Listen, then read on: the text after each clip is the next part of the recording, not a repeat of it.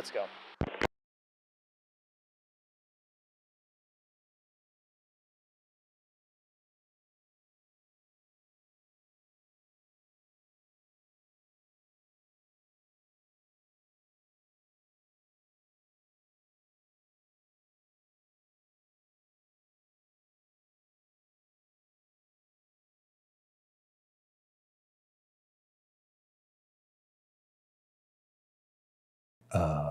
No, but it could have been me. Yeah. Well, all right. So you were just saying that is a big part of your business. I'm excited to talk about it. So we can jump right into that. Yeah, that's cool. You're in Raleigh. Yeah. Where Clayton and Raleigh are close. Okay. So Clayton's just east of Raleigh. It's about 20 minutes. Okay. On the, and you said East the side. east side. Yeah. Yeah. So Raleigh, though, primarily is where your business is. My business comes from everywhere. Really? Kind of like yours. Like if dudes are driving an hour and a half, like people are easily coming from Greensboro, Goldsboro, Raleigh, all over. But RTR, that's a pretty good haul, right? So I want to say, excuse me. It's about 2 hours now because it's in Concord. Okay. Yeah. So that's not too bad. No, it's an easy drive. Yeah. Yeah. Just jump on 40 and you get there. Now, they haven't been in Concord very long, right? They have. Yeah. They've been there probably 12 years or more. What? Yeah. Did they get a new shop a few years ago or something? They did. Okay. Kenny Schrader's old place. Yeah. And that was a big deal. Yeah. Because that place is huge. I mean, and that's like a pro race shop. Like it's like the real deal. They've already grown out of it. Really? Yeah. Yeah. That's They great. have so many projects going on and so many cars stored there. So How did that come together? First off, let's start. Some people may not know what RTR is. What is RTR? RTR, it's a drift racing team. Okay. It's Von Gidden Jr. He started it. He also now collabs with Ford and produces RTR Mustangs that dealerships can sell. They also do an in-house program where it's called RTR can basically take your car and RTR your car. Oh, wow. So it's an in-house RTR ring of your car.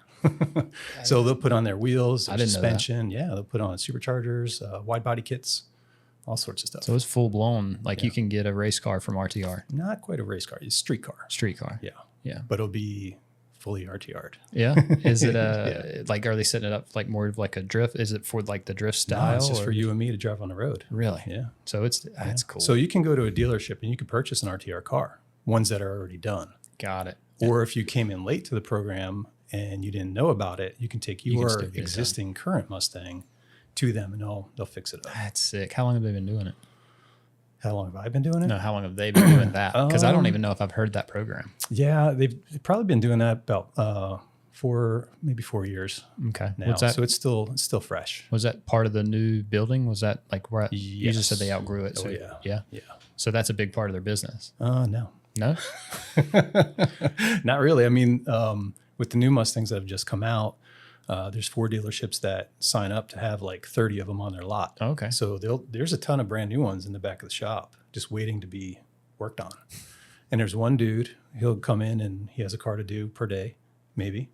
So he does the suspension, the wheels. There's another guy that flies in. We could get into how I know that guy, but his name is Adam Brown from Rev Auto up in Maryland. But they'll work on the cars and just swap them, go get another one, slap on decals, and be done with it. I don't even do the decals for those. Really? Yeah, I don't touch those. Where do you know where they come from? Where the graphics come for that deal? Now it's in house. Okay. Yeah. So that's a big thing. Like they have a full motorsports right now. Yeah, they have a print house or print shop in house now, which is cool. Is it? For them, it is. Oh, okay. Because they weren't, subbing it out. Okay. Before they were subbing it out. But you're not printing, right? Yeah, that's right. Yeah, okay. No, you're not on the print side of things. No, I got you. I just come in and say thanks and go install it. Right. Yeah. Okay. Cool. But that's what we do. Too, so. What's weird though is like when they were at their old shop, and we can get pretty deep into this. They had rigs that they needed to wrap, and it was the first rig I had ever wrapped for them back in 2017, I think it was. They were using a print shop in Baltimore because that's where Vaughn's from, and they shipped the graphics down to Concord, and I was installing them, and the truck needed to leave next morning, and I got to the last 3 panels, and they were too short. Oh, you said rig, so you mean like a 53-foot hauler? Yeah, 53 footer. Yeah, I got you. So, and they're like the moving trucks. Mm-hmm. They're 12 and a half foot panels you're installing, not just like a little 10-foot. 100%. Yeah. So I get to the last 3 panels, and I had done one side and came back around to the other side and it was short. So like, one side was good. Yeah. The other side was short. Yeah. That's odd. I don't know if they cut the panels short or what. So we had to get new panels printed. Truck had to leave the next morning. Oof. They didn't want to go with who printed them. So I shipped them off to Jim up at Underground Graphics up in, what's the name of the place? Tonawanda, New York. Never heard It's of up by, what's it called? What's a big, I can't remember. Anyway. Like upstate? Like, is it north of? It's up by Niagara. Okay. So it's up there. Yeah, Tonawanda. So Jim and I were good friends. You don't forget a name like Tonawanda? Tonawanda. No, I don't even know where that came from. But yeah, so anyway, sidebar, I would go visit Jim once a year and install with him. Oh, that's cool. It's just fun. Yeah. He called me up for a Chrome project that he needed help with, and I came and did it. So anyway, the graphics were short. I sent the graphics to Jim to print out, and I had him overnight them. Not overnight, because the truck wasn't there yet. The truck had to go to California. The first round of Formula Drift was in Long Beach, California. So truck takes about 5 days to get there. And Vaughn said to me, he's like, how are we going to get these installed out in Long Beach? I'm like, I don't know. He's like, well, keep it in the family. Hop a plane. I was like, okay. And that's when I knew I was in. Right. You know what I mean? Like, all right, cool. Yeah. Well, when you're talking to the team owner, that's generally a good indication. Yeah. Well, he's around a lot too. Really? Yeah. Like he's involved? Oh, yeah. Yeah. Yeah. He's looking. He's watching, seeing what everything's going on. He's talking to everybody. He puts his finger on something and says, what is that? That kind of guy. That's cool. Yeah. You don't see that a lot. I mean, you see it like in like the Xfinity series, like Sam Hunt Racing. He's a good friend of mine, and he's to the point now to where he is like a legitimate team. He's built a good program, and he's being competitive, and he's got good drivers. But he's involved. He's hands on with everything. Yeah. Whereas like working at Hendrick, you may see Rick come to the shop once a year or something. You know what I mean? Like, yeah. But he's got. I mean, it's totally different programs, right? But it's just different. It's nice to hear. I would have assumed, as famous as he is, that he wouldn't be as involved. No, he's totally involved. That's cool. I met Childress one time too. Yeah. Justin would go out and do classes at RCR. Oh, yeah, And welcome. Yeah. And he came through one day, and he had all his dudes with him. He was in a suit. Oh, yeah. And he came up and shook my hand. I'm like, I don't know you. But he wanted to know me, which was kind of cool. That is cool. And then all the guys that were with him were all part of the crew. So they would go to the weight room and start lifting and stuff like that. Oh, yeah. Yeah, your weight's dropping around. They're like dudes that are like 6'5". Yeah. I mean, they're ex-athletes now. You know what I mean? Like they're looking for guys that didn't go pro in football, baseball, basketball, whatever. Spin a tire on their finger. Exactly. And they're massive, dude. Yeah. Like they've got pretty much all the pro teams now have like an area where they'll practice. You know what I mean? They'll go out and they'll have it's a live pit stop. So they're getting down as hard as they can. And you see those guys when they jump the wall, like TV doesn't really do them justice. Because they're all the same size. Right. They're massive. Yeah. Every one of them's massive. If one was 6 foot, you'd be like, look at that little guy. Right. Like, no, look at the big dudes. But when they're out there and you see them, like those tires, like they're just lugging those things around. And then the gas jugs too. I don't know what those things weigh. Josh, see if you can look it up. See if you can look up what a lot. It's got to be a ton, dude. But anyway, you'll see them jump the wall and like just slam those things in the side of the car. Yeah, it's pretty cool. It is. But they're athletes. So that's cool that you got to meet Richard Childress. He's been in the game for forever. For a long time. Yeah, when you walk into his building, he's got all these like banners up of all the races, all the years and stuff like that. And they're very impressive. Their complex is pretty cool too, because they've got several different, like as you go down the hill or whatever, it's like shop after shop after shop. Yeah, like Justin had gone and taught. He taught twice in one of their main meeting rooms, and then the third year that he was there, it was in the print shop. And I was like, I didn't even know they had a print shop, but of course they do. Yeah. So I was at the main building early. I was like, Justin, let me know if you need any help setting up. I'm here. He goes, no, you're not. I was like, what? Because he was down the street a little bit. Oh, I got you. Yeah, he's like, we're over in a print shop this year. So, Nick, 70 pounds, by the way. 70 pounds. Yeah. Yeah. I mean, That's a lot. That's a lot. Yeah. Just to be, I mean, because they got to clear the wall and then Yeah. slam it into the car. Like, Yeah. Is Not that to mention, it's like the fuel is like moving around too. Oh yeah. Yeah. Like, and it's hot, Mm-hmm. and they're on like it's all timed, right? Like, so it's like seconds, like I would have thought that it would have been, more. yeah. Well, you figure what is it, like a pound, like a gallon of milk is like 8 pounds, and I would have figured there was. There's no way it's 8 pounds. I think so. Challenge. Yeah. 11 gallons each. 11. How much is 1 gallon of milk? I think it's 8 pounds. I could be No, wrong. no. Ain't no way it's 8 pounds. No? How heavy? 1 pound, maybe? No, it's got to be more than a pound. 5 pounds? Alan, You've got me he questioning. drinks a lot of milk too. Yeah. So He looks like it. big boys. Yeah. 8.6 pounds. Get out of here. Let's go. I told you, man. What? Who knows that? Dude, you didn't say 0.6. I know, but I'm 8 pounds. You had me second guessing too. I was like, maybe I Why could would be you right. know that? I don't know. I have no idea why I know that. You looked it up at some point. Mm-hmm. It's not like it says on it.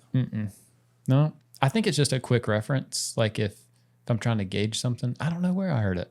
I don't know. That's weird. Yeah, but you think about 11 pounds, right, of fuel, or 11 gallons, and if each gallon weighs 8 pounds, right, that's got to be over 80 pounds. I figured it was at least 100 Sure. pounds. Yeah. So for it to be 70, that's kind of crazy. And they're walking around like this. Oh yeah. Of course, it's just the internet. So Oh, that's true too. Well, and they'll swap them, right? Like if they're it's cool. Or I don't know if you noticed or not, but I love racing. Like I'm ate up with it. That's Are the these whole- race cars? What are Yeah. these? Yeah. Do you know what these are? Like specifically? No. So the two outside ones are fake. They're not real. They're from Days of Thunder. Well, they're not. I mean, they're real. Oh yeah, they're really fake. Well, No, the movie But was movie. really good. Yeah, How about that? exactly. There you go. So, and then the center one is Jimmy Johnson's 7th championship car. That's our car. We did that. Cool. Every car that year we wrapped. So it was, I don't remember how many it was, but it was a lot. Yeah. Yeah, every show car, and back then like show cars were a big thing. Like, Right. so they were pumping them out Sure. all the time. So yeah, like how accurate this thing is, Oh, it's crazy. dude. They're like to the. Yeah. I'm sure that you know, right? Because Well, so part of my little secret too. I brought you something, but all the RTR cars have become Hot Wheels. okay, So I brought one for you. yeah, Yeah, That's it's cool, but badass. it's really cool because like all the Ford logos, all that stuff are really, really on point. So I haven't said this yet. I haven't told anybody this yet, but we've got a guest coming that he owns. I don't want to Hot Wheels. He owns School of Racing Graphics, Oh, cool. and they sell like a lot of like pre-made packages and stuff like that. Yeah. That's kind of his side gig. His full-time job, he does all the graphics for Hot Wheels. Really? Yeah. Like that's What? that's what he does. For the last 15 years, every Hot Wheels car you've seen, he set up the graphics for. And it's just a stamp. Yeah. That's so cool. So like that's it. That's his thing. I want So- to talk to him too. Can I Like- come in? Can I come back? Hell yeah, dude! I'm so excited about that. Yeah, Because that's yeah. like little areas like that, like that you wouldn't really think about, but they still fit. You know what I mean? Because he's passionate about Yeah. racing graphics. Like Yeah. that's his thing. But he's on another side of it. You know what I mean? Like I got another friend. His name's Cougar. He's worked at every big production company around. So like with you being an installer, I'm sure you've heard of like ProCal and TDS and Motorsports and all those. So he's worked at a lot of them, and he's works in production, but he's worked at Stuart Haas for like the last, I want to say 5 or 6 years, something like that. And he's just a monster, dude. Like I'm so excited about getting him on because he has a perspective of like, it's always his fault. Just like what you were just talking about the 53-foot trailer. Somebody fucked that up. Right. You know what I mean? Right. And so if he was in that scenario, he would have been the guy that fucked that up. And there's something about that that's like, I really enjoy like the accuracy of that, knowing that somebody out there had to do that. And they're like it, like for whatever it's worth, but it's like down to like the positioning of Dude, like all the pixels, everything. So like if you look on the C post, you'll see like they are just behind the B post. They have like the winter stickers or whatever, and like how those get put on like a certain way, and like it's very like, you know, it's dialed in. Like, and they do an excellent job. So I'm super excited to sit down and talk to that dude. Like I'm pretty pumped. But so RTR. So where did that come from? Because 2 hours. Well, we can go back to that trailer. Yeah. There's more of a story. Oh, yeah. to Run it. I'm sorry. Go. So once the trailer took off and took 5 days to get to Long Beach, Yep. I followed by plane. The graphics flew in from Jim, and we had one night to get it wrapped, and I was the only one that flew out. So it wasn't just fixing the last 3 panels; it was redoing the entire side because the ink wouldn't have been the same. Right. Something may have been off. Yeah. So I had Jim print the entire side. So I get out there, pull the rig under parking garage, and there I am on a ladder. And Not even a scaffold. You're lucky to find a parking garage. You know what I mean? Like It's right there at the convention center. oh, okay, I got So it. we knew going into it what we had. You had somewhat of a plan anyway.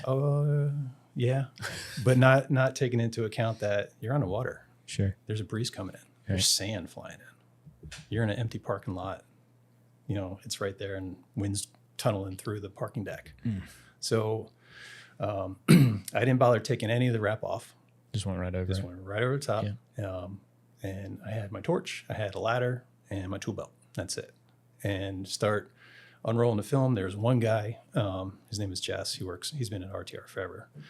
He's their general manager. So he was out there with me, handing me panels. He wasn't doing any work. He was just handing me panels. Sure. So I'm up there slinging. It's 10 o'clock at night, and it's getting late. So I finished everything. I probably did it in about 2 hours, I want to say. And then that was it. And then I flew home like the next day. So I didn't even get to stay for the race. Oh, no way. Yeah. So you were in and out. Do you remember what year was it? That was 2017. 2017. Josh, see if you can find. Was it Look- Vaughn's? Oh yeah. Yeah. Yeah. Look on my Instagram. Go back to you'll see it. I mean, it's very obvious which one it is. Yeah. But Is there something special about that one particular one? Or? it won it took second place in digital outputs wrap of the year. Oh, that's pretty cool. Yeah. And it was a top 5 wrap. It was top 5 non-car wrap for Avery. Sure. Yeah. That's cool. Yeah. So it was pretty cool. What color is it? Every color. It's mainly blue, a lot of lines. There's a lot of So when you're doing those things, when you're finishing out everything, right? Like you're not skinning it. You're not going like rail to rail. You're wrapping like the light galley and everything. The big rivets are along the bottom. Everything. Yeah. Yeah, you're going all the way to the bottom. Yeah. It's all got to look the same. Yeah. Like when I first start, well, I guess on that one in particular it was my first. So I was like, do we need to go all the way up? Do we need to go all the way to the bottom? And then I was like, we do. Just it would look wrong because like sometimes it's all beat up up there or at the bottom. We got lucky a few times where you would catch like a really good gloss black top rail, bottom rail, and we would just skin it. And like those are like the dream. Yeah. Like it's the best. Yeah. It rarely does it happen, but like, it does. These things have been wrapped so many times otherwise. You're for peeling sure. paint and all sort of crap. So well, the cup teams, it's cool because generally they're in normally they're getting a new rig within 5 years. They're not going much past 5 years. So it's like they're in pretty good shape. And if they are fucked up, we done it. They might have run it into something on the road, but they have 4 rigs now. And I've wrapped, I don't know, wrapped it once a year, each one. Yeah, that's cool. Because they get a new driver or they get new sponsors. And you're a solo operation? Yeah. Maybe bring in some help for a hauler? Yeah. I guess that's a big undertaking. It is. But usually if it's an account like that, I kind of take my chances. Sure. Because it's at my own pace. Film's provided. And they put me up, so I don't really have to rush per se. That's it. Is that the one? Yeah. Oh, that's pretty wicked. Yeah. So I didn't design it. I didn't do anything. I just slapped it on it. Show up and stick. Yeah. I mean, that's. Where you can see how high and low it goes. Everything. Oh, yeah. And talk about trying to line lines up. I don't think Josh can find it, but I'm going to show you something that you'll appreciate. You may appreciate, you may not. I don't know how hard it is to get pulled up. So we'll probably do 20 of those a year, depending on, you never know how it's going to go down. But we've got this like little process for doing rivets on the bottom rail. Have you ever seen them? I don't think so, but I thought I created my own process for rivets that made it way more efficient. Okay. Because I've had guys help me on jobs, and when they channel their rivets and then blow them out, they either get a wrinkle in it and they can't get it out now. Sure. So I've seen, you actually had a video I found. You're just sitting there talking, rolling rivets, and you left the whole side open. Sure. That's it. That's what I do. That's what you do. Yeah. It's so much easier. Rob Ivers, I went down, Dustin Owens made the Rolly Pro. And so I'd always get like these cool opportunities to sit down with people and hear stories. And Rob Ivers, we were at this guy named Kim McGraw. It's Kim with a K. But, do you know Kim? I know Tim. Yeah. Kim he's a really cool guy. He's super different. But we're sitting at his beach house. It's huge. I mean, very nice place. And they're all telling stories, And Rob was like, he's telling Dustin how he does rivets. And Dustin came up with the process. He invented the tool. Like he's the guy. Like it's all his stuff. Right. Now anybody can do it any way they want to, but like when you're talking to the guy that came up with it. So when Rob's talking in my head, I'm like, well, I know how Dustin does it. And like what you're saying is not how he does it. But Dustin did a really good job at just being like, oh, that's awesome. That's cool. You have your own process and it works for you. But he described doing it that way. So when he described it doing that way, I was like, that's an odd way to do it. Like that's different, So like, cause I'm pretty set in my ways when it comes to like doing certain stuff like that. Well, 3M makes you do it that way. Sometimes they've come a long way. So check this out. This is the bottom rail. Oh geez, that's perfect. Is that not beautiful? Yeah. And so every single one of them look like this. That's great. And it's so easy to duplicate. Yeah, there's another one. It's the same one. Is it? I think. In black and white. No, that's white. Yeah, No, that's Chase that's Elliott's. crazy. This one's the 24. This one's the yellow with the flames.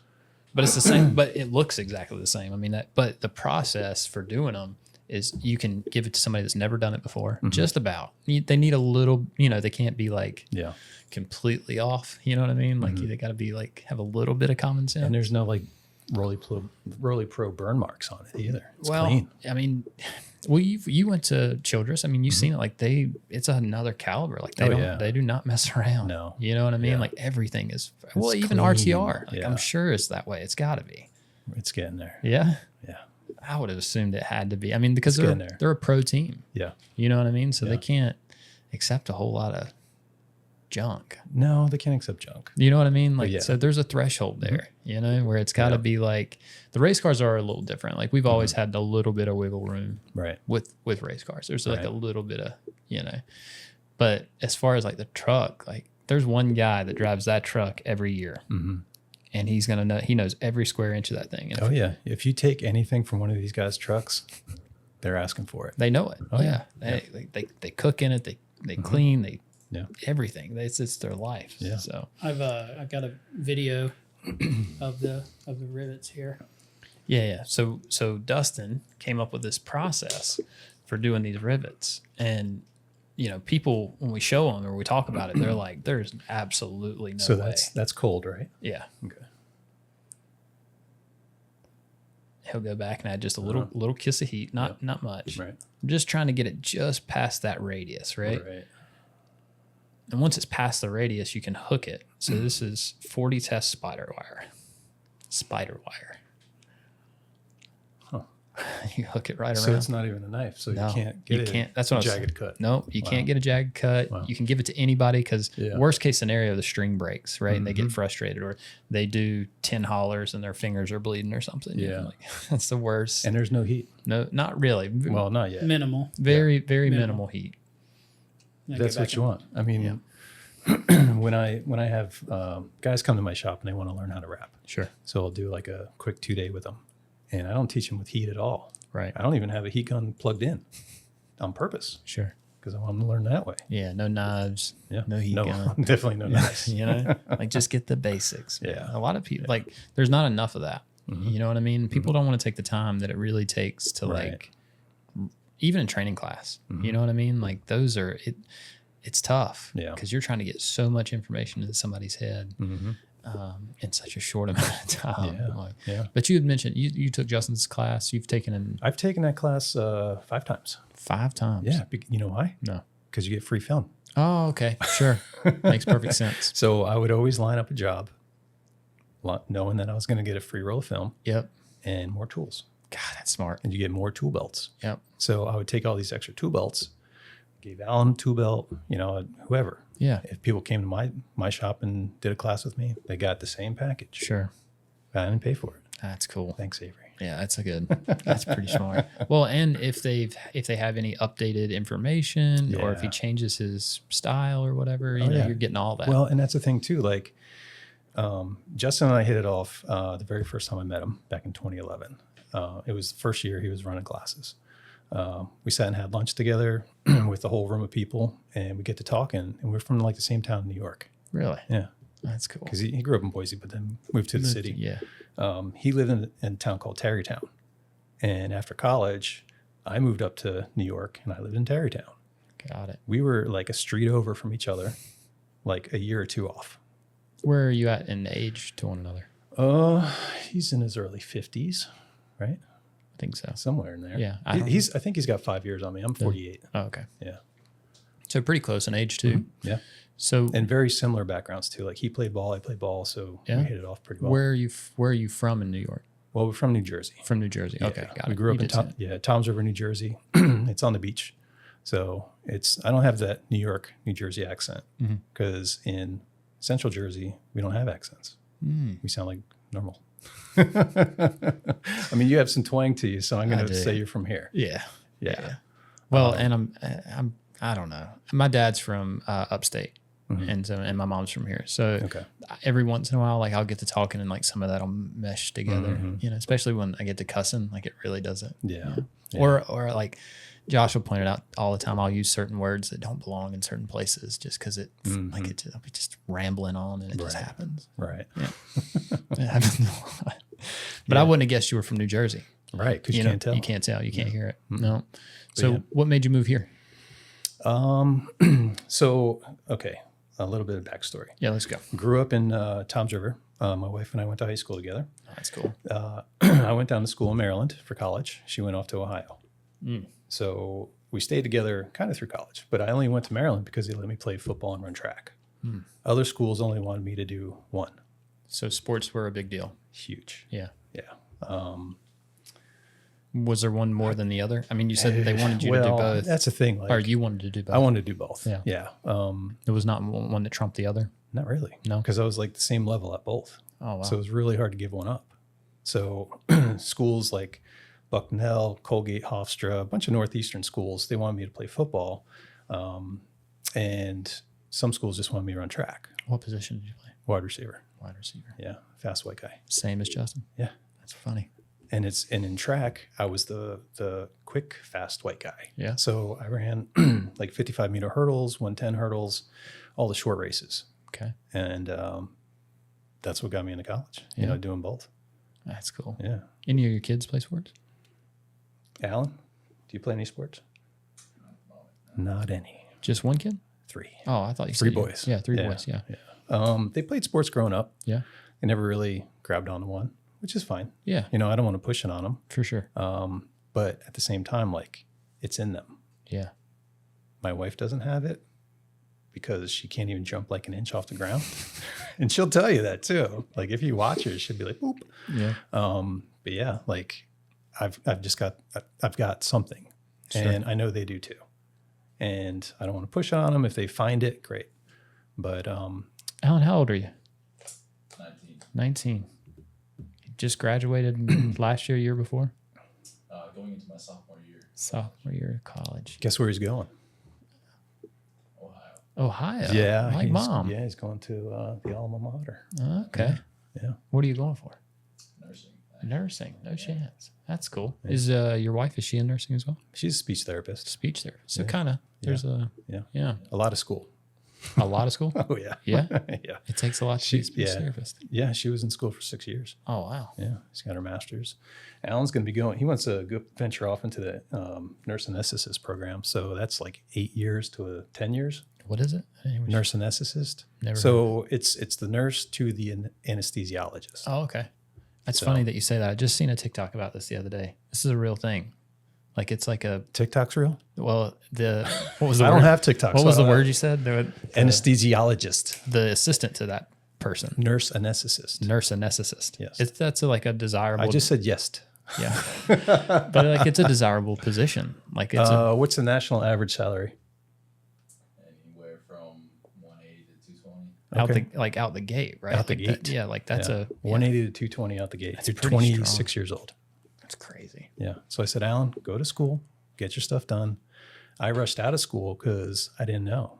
I just thought getting a job was the right thing to do after 4 years. Sure. I So- mean, did you do any kind of like art or anything? Like, was there any parallels to? There is, that's a good question. So I'm looking at your pictures in here and they're all pretty straight. Yeah. So when I was a kid, I would always tell my dad if a picture was crooked. So like just that, kind of like catching on to things like that, you knew you were going to be like very meticulous with whatever's happening, very detail oriented. With being running track and playing football, you're on a set schedule, so you're doing the same thing every single day. It's that's like a great outlet to have. So once that went away, and then I was working because I have a degree in exercise physiology. Okay. So why am I laying stickers? I don't know. I feel like you're going to tell me. Maybe I shouldn't. Maybe is it like a passion thing? Like, do you just really enjoy? Well, it's weird because like I've always been into cars, and I had worked in fitness for 13 years. Up in New York, we had corporate fitness centers. Okay. So if you had your business here, and you had 50 employees, and you wanted to set up a center for them, it would be all under your watch. Okay. But my company would come in and we'd set it up, staff it, program it, all that stuff. And then you would just be the good guy for putting it in there for your employees. Sure. You're all happy. So when we came down to Is that common? That doesn't seem like very common. Really? Dude, everywhere. Every building in New York City has it. Every single one, even in New Jersey. So when you worked there, would you go in as the trainer and like work for work at that place? So when I first started with this company, I worked at AT&T. Okay. So AT&T had a fitness center for their employees, and I came in just as one of the staff. They had managers, general managers of the facility. And what would a staff person do? Like, what was your responsibilities? We would run classes. We would Okay. do fun stuff. We would make sure the equipment works. We would talk to them, just real customer service driven. I got it. So for me, like fitness wasn't a salesy thing. You don't try to sell memberships. You don't even sell personal training. If somebody wants help, you help them, kind of stuff. That's kind of a cool setup. It's great. But at the same time, like you seem like you have the type of personality that could fit with that. You know what I mean? Like Yeah. you're outgoing, you talk, you're laid back, and Yeah. I'm sure by that point you're It's knowledgeable. I mean, Oh yeah. Yeah. Because anyone off the streets can ask you a question about it, and you have the knowledge to answer it in terms that they can understand. And that, for me, that's where I am now with my business too. Like it's way more customer service driven. right. If you come in and you ask me a question, I'm going to tell you this truth. I'm not going to sell you something you don't need. I'm not going to put ceramic coating on your wrap. That's a big thing for you, huh? Yeah. Yeah. Because it's just an upsell. Sure. It's huge, for a company that wants to do that, but I don't really see the need for it. Do you offer it at all Yes. Okay. For paint. for paint? Yes. But not for wrap. No. Not at all. No. Do you do any paint protection? Yes. Okay. So I will do that. Okay. And that's where it comes into play. Sure. You want to figure that out Sure. with the customer and what their Yeah, budget helping is them too. navigate them. Yeah. Yeah. I hear So you. I've had people tell me, they're like, I've never had anyone say that to me before. Sure. I'm like, well, it's the truth. It's the way it should be. So going back to fitness, that's kind of the way with customer service being driven that way with no sales. That's how I came up, learning and teaching that way. Sure. So after 13 years of that, when we moved here, he was just born. My second was on the way. His name is Charlie. They didn't have corporate fitness in North Carolina. Right. Yeah. I don't think I've ever heard They of had it. Gold's Gyms. Right. They had now like 24-hour fitness. Sure. And what do they do? They sell memberships. Mm-hmm. They don't do anything customer service. They don't even have someone at their desk. Yeah. Most of the time when you walk in, there's nobody. Yeah, Right. Very Right. rarely. Yeah. So I hated it. I did that for 2 years. And then I told my wife, I said, look, I'm just going to quit and I'm going to open a detailing business. She's like, what? I was like, yeah, for real. I think I want to do that. She's like, okay. So started detailing in 2011 because I had always done it on my cars. For her though, she can go anywhere, right? Like the speech therapy Oh, thing. yeah. Yeah. She's good. I mean, she can just plop down anywhere and go right to work. Yeah. Just pretty because much. that's, yeah. So when she was when you guys moved down here, that was easy for her. She just Yeah, she was doing home therapy up in New York, so she Okay. would just kind of travel around that's cool. for a company, whoever needed it. Yeah, And then when she got down here, she started working for a hospital. got it. So now she's in UNC affiliated hospital now. Does she like that better? Well, yeah, only because it's kind of in the same place. She doesn't have to travel around. Right. But she has done inpatient therapy, but also outpatient. So inpatient's people in the hospital. Sure. Outpatient is you're in an office and people come from the outside to you. So your cases are very, very different.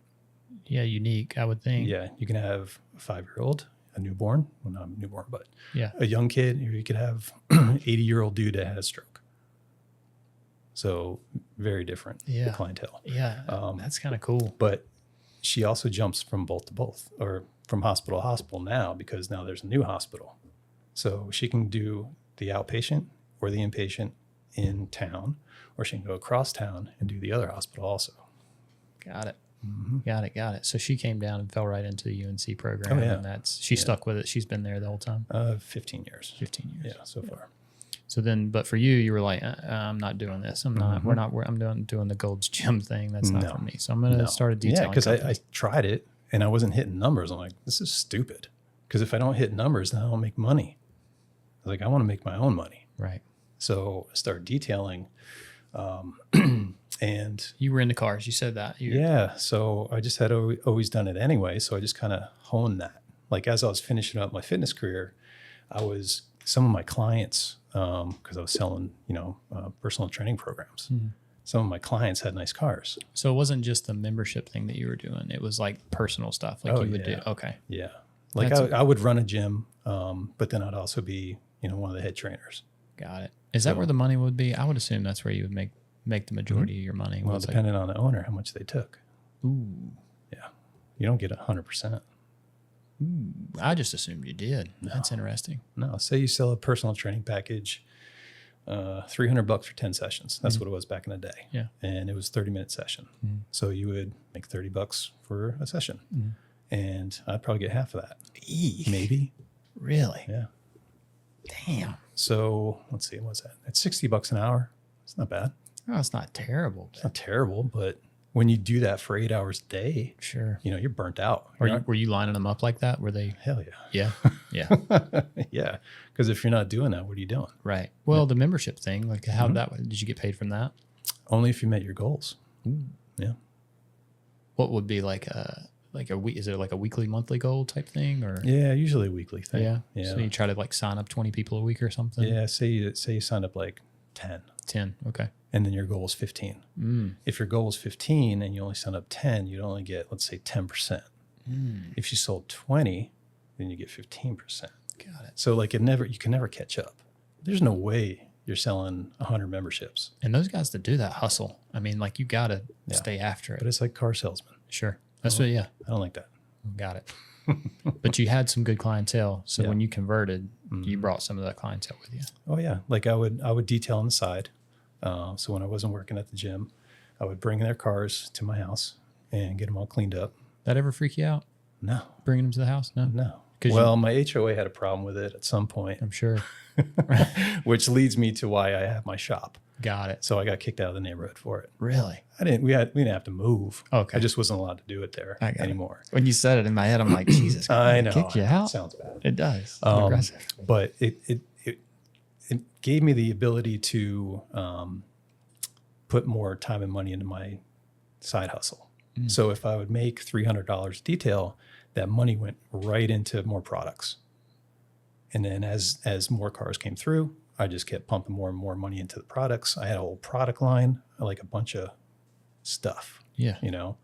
I got really good at compounding cars, like 3-stage compoundings and stuff, where these were show cars. Like they weren't like minivans and that kind of stuff. You said you had a car that you were doing, your personal car. Oh yeah, yeah. What was it? A Bullitt Mustang. Bullitt Mustang. Hence the name Bullitt. I knew that. Yeah. I knew for sure that was the question because you're a Mustang guy. Yeah, not directly. I mean, yeah, but yeah, not directly. I'm saying, I fell into it because I like that style You know, like if Chevy put out a car tomorrow that looked cooler, I'd probably go with that. I'm not invested in the brand. I'm invested in the look. C8's a pretty badass car. It is. Yeah, I've done a bunch of those too. Yeah. Yeah. But you would still say that you're a Mustang guy at heart? I think so. I wouldn't own a new one. No? No, they're too expensive. What's your go-to? Like what would be like your dream Mustang car? Well, definitely an RTR with a stage 5 package. Like That's a new gonna one? Be, they don't do stage 5 yet. They only do stage 3. Okay. Stage 5 is the wide body kit. Got it. Yeah. Got it. But it would be a newer car. It would be. It wouldn't be. You don't have like an old. Like normally when you hear like Bullitt, you think like the old 68. Yeah. The green and all. Yeah. It's Highland green. Yeah. Oh, excuse me. Well, Alan has one too. Has a Bullitt. Yeah, he has an 01 Highland green. Nice. Yeah. Oh, that's cool. When my second son it was his turn to drive. He got his license. Alan sold Charlie his car, and then Alan had to look for a new car. And I didn't push anything on him, but they basically grew up in my 08. Like they were in the back seats throwing up as kids, you know, that kind of stuff. So when it came time for Alan to look for another car, he surprised me because he said, "Dad, look at this thing." I'm like, "That's an 01 Bullitt. Like, how cool is that?" Yeah. So The 01 to 08, two different body styles, right? yeah. Yeah. 08, 01, 08, and then they also made it in 19. Is that right? Like they did it. They didn't mean to do it. They didn't stage it anyway, Okay. like 5 years, 10 years, or anything like that. I guess they just decided Just whatever. Yeah. Yeah. So But his car came from Wisconsin. So I flew up to Wisconsin, and some old dude, old Marine dude, he had a little sign. Like I had talked to him on the phone. I was trying to see pictures of it, but he didn't have a smartphone. He only had like a flip phone. So he had to get his neighbor to drive like 20 minutes over to use her phone to show me pictures of it. That's funny. I was like, all right, dude, I'll come up if you pick me up from the airport. So he's like, okay. So I get to the airport. He had a Mustang shirt on. He was holding up a sign, had my name on it. That's And funny. then he drove me to his house, to his barn with the silo, you know. I looked at the car. I was like, all right, cool. And I quick threw some wrap on the front end of it because it was a 16-hour drive. And this isn't a 20-year-old car. So I had a lot of faith in this dude that the car was going to be legit, you know. I mean, you looked over it too. I mean, you had a pretty good idea. Through someone else's cell phone pictures, yeah. Oh, okay. Well, I'm just saying, like once you got there, but yeah. Oh, I yeah, get it. sure. But I was there. Right. What was At I going that to do? point, yeah. I had a check already cut to the dude, you know. Ask him to drive you back to the airport. Right. So we did the paperwork in his kitchen. And while he was in the kitchen getting the paperwork, I threw on some wrap on the front end. And there's pictures of that too on Instagram. And it's pretty funny looking because I brought up some gunmetal gray, and I literally just lined the front of the hood, like the front face of the bumper, and Yeah, because what's that drive? Like 16 hours. Yeah. So you're I was like, I'm not going to screw this car up, right. you know. Is it still pretty good shape? Oh yeah. Yeah. Mm-hmm. Yeah. He takes care of it. Yeah, Takes his car shows and stuff. Yeah. So it's not. Is it a daily? For him, it is. Yeah. Yeah. Mine's not a daily though. No? No. I don't. Do you got pictures of it on your Instagram? Yours? My personal cars? Yeah. Yes. Yeah. Josh, see if you can pull up his Show him. Highland green. You can't miss it. It's very. There's a picture. There's the three of the Mustangs together. Oh, so you have three now. Well, not anymore. No? Now we only have two. Two. I just sold a Fox body. Okay. Yeah, that was in '93. Was it a Bullitt as well? No Bullitt in '93. They didn't make it in '93, but it was painted Highland green. Oh, okay. And that's what drew me to it. I was just Okay. like, dude, look at this thing. So Well, there's some other like distinguishing features Mm-hmm. to those cars, right? So I Yeah. mean, like you can quickly identify, like, oh, okay, that's if you knew it, if you knew, yeah, yeah. And I've seen guys like you put them on other you're just to kind of give it that Yeah. look, Mm-hmm. There's it's all blacked out. There's no badges on it. It doesn't say Ford anywhere. The grill's completely blacked out. The interior has like certain features to it that are very specific. So if someone sees it, they're like, "Did you do that?" Mm-mm. This is the way it That's how came. it come. Yeah. But that car, when I first started detailing, was my daily. Sure. So But that's probably a good thing, right? Because then people could It see. was, I mean, essentially, you're driving around in your work. You're Right. you're yeah, showcasing like, hey, look. and my car was show car worthy also. So they wanted to have that. It's not the greatest car. to showcase. You know what I mean? Yeah. It just when I say that, I mean as far as like, you know, you would think like chrome wheels or something, you know, really something that's flashy that really, I mean, just stands If you like out. Sinister, Right. yeah, It's right up your alley. you're like, hell yeah, look Yeah, at it this. But that's what drew me to it. And mine's not green, mine's black. Oh, really? Yeah. They only made green and black. I didn't know they made black. Yeah. There you go. So that's the 91 Fox body Highland Green. Yeah. That's Alan's car 01 with my wheels from my 08, which you'll never ever see. Nobody has that combo. Because the wheels on the 08 are specific to that car. They came with that, not on any other car. But I have a set of aftermarket wheels on mine. So when I bought Alan's car, I took the wheels off of his because it needed new tires. And mine were perfect. And they were a little bigger. Those are 18s. His came with a 17-inch wheel. So he's running around on those. But those aren't Fox or not? Excuse me, not Fox. But they're not billet wheels on bullet wheels on yours, are they? No, those are Coco Couture's Giovanna wheels. Okay. Yeah, some pricey things. Yeah, you paid for those. Yeah. But what color's I wrap though? Is it gold? Kinda. Looks like a I don't know what it is. What is it? It's a brown gold. Brown gold. Yeah. It was Avery though, wasn't it? So Avery gave me that color. They had a product tester group a few years back, and I was in it. That's cool. That car's been wrapped 25 times Jesus. because I would wrap it like once every 3 or 4 months. It was my practice car. Sure. You know, my wife wouldn't let me touch hers. She has what's outside right now. Okay. Now I drive that. Sure. But yeah, that car's been wrapped a ton of times. And it's an SUV, right? I seen. Yeah. Yeah. I didn't pay much attention. You should have. Yeah. Oh yeah. Is it sweet? It's wrapped. Is it? The license plate says so. Okay. I didn't. But pay it's not. attention. It's No. actually not wrapped right now. Oh, okay. I'm trying to sell it. But that thing's been wrapped at least 12 times itself. Oh wow. Yeah. So when you say you were showcasing, you meant your detailing, right? Like your detail work. Yeah. So with the detail work, so I detailed for a year.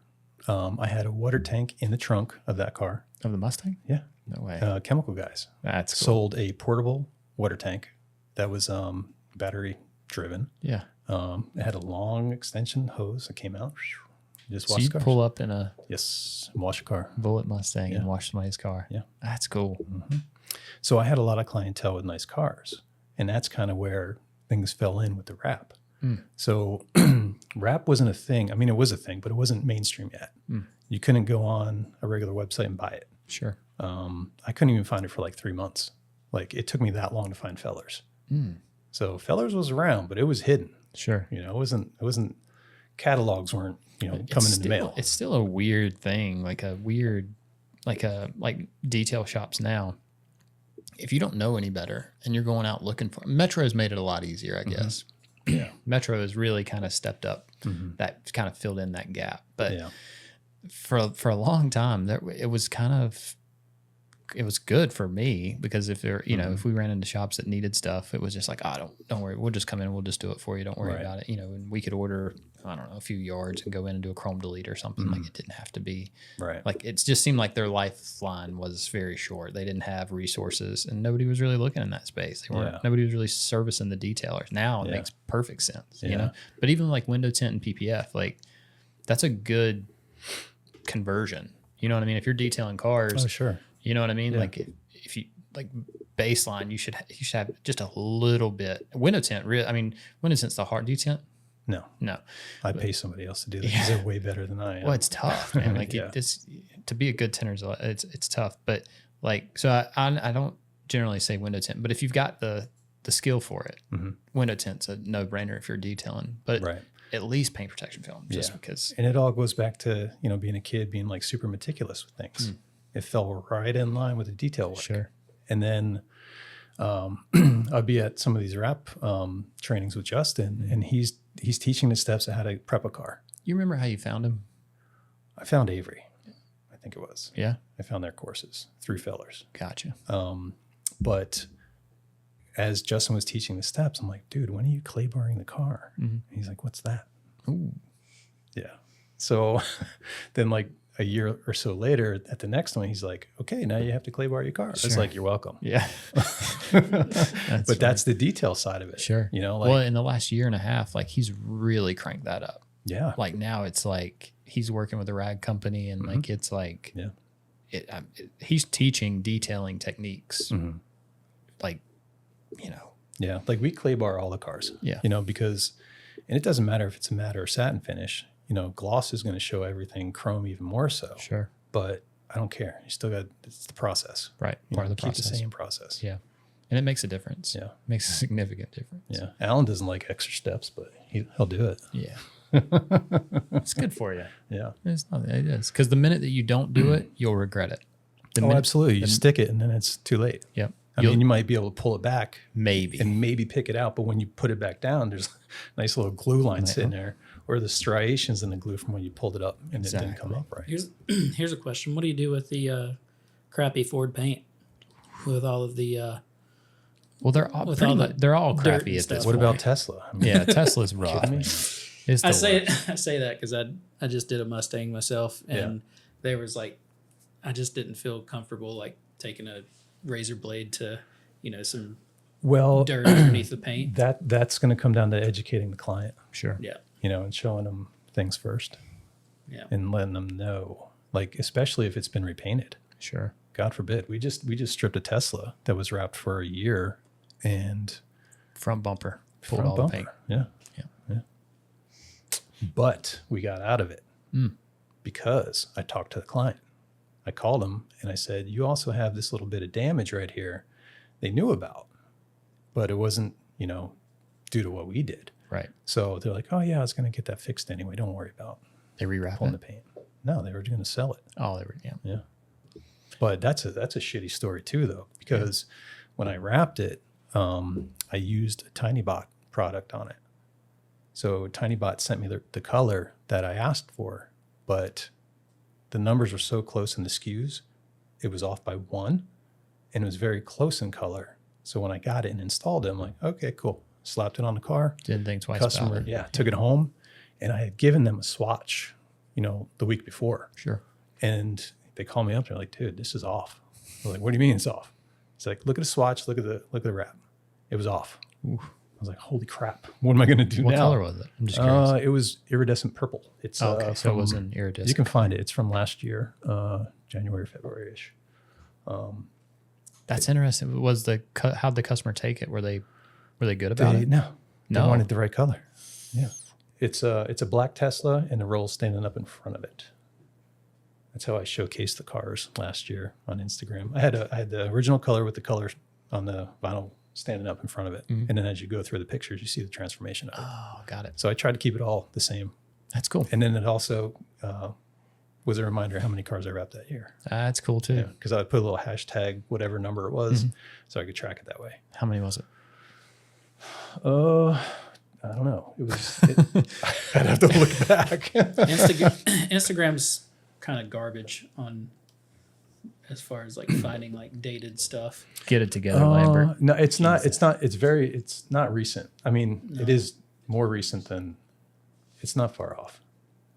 Because I don't post much anymore. No. I'm kind of done with it. And Justin and I will joke. We'll say everyone's an Instagram hero. Sure. You'll see these people wrap mirrors in one piece. You'll see them antennas in one piece. Yep. And then what's it look like tomorrow? Right. So Oh, I yeah, don't we- care you did that. It's not. We know what it looked like. My business doesn't do that. Right. My business does efficiency. Right. Because I don't want you coming. I want you to come back because you're gonna pay me for another job. Do another wrap. Yeah, not because something I did Failed. failed. Yeah. It's fall. How was the transition between detailing and wrapping? Oh, super easy. Yeah. Yeah. The first thing I wrapped was a hood on a Ford Explorer, Okay. and it was for one of my employees at the gym. She was the front desk girl. Her paint was shot. I just wrapped it anyway. She's like, I just wanted to look new. I don't want to spend like $500 to get it resprayed. Right. So I ordered 2 yards of film, slapped it on there, had some wrinkles around the washers because I didn't know how to take those out. Sure. I'd never done that before.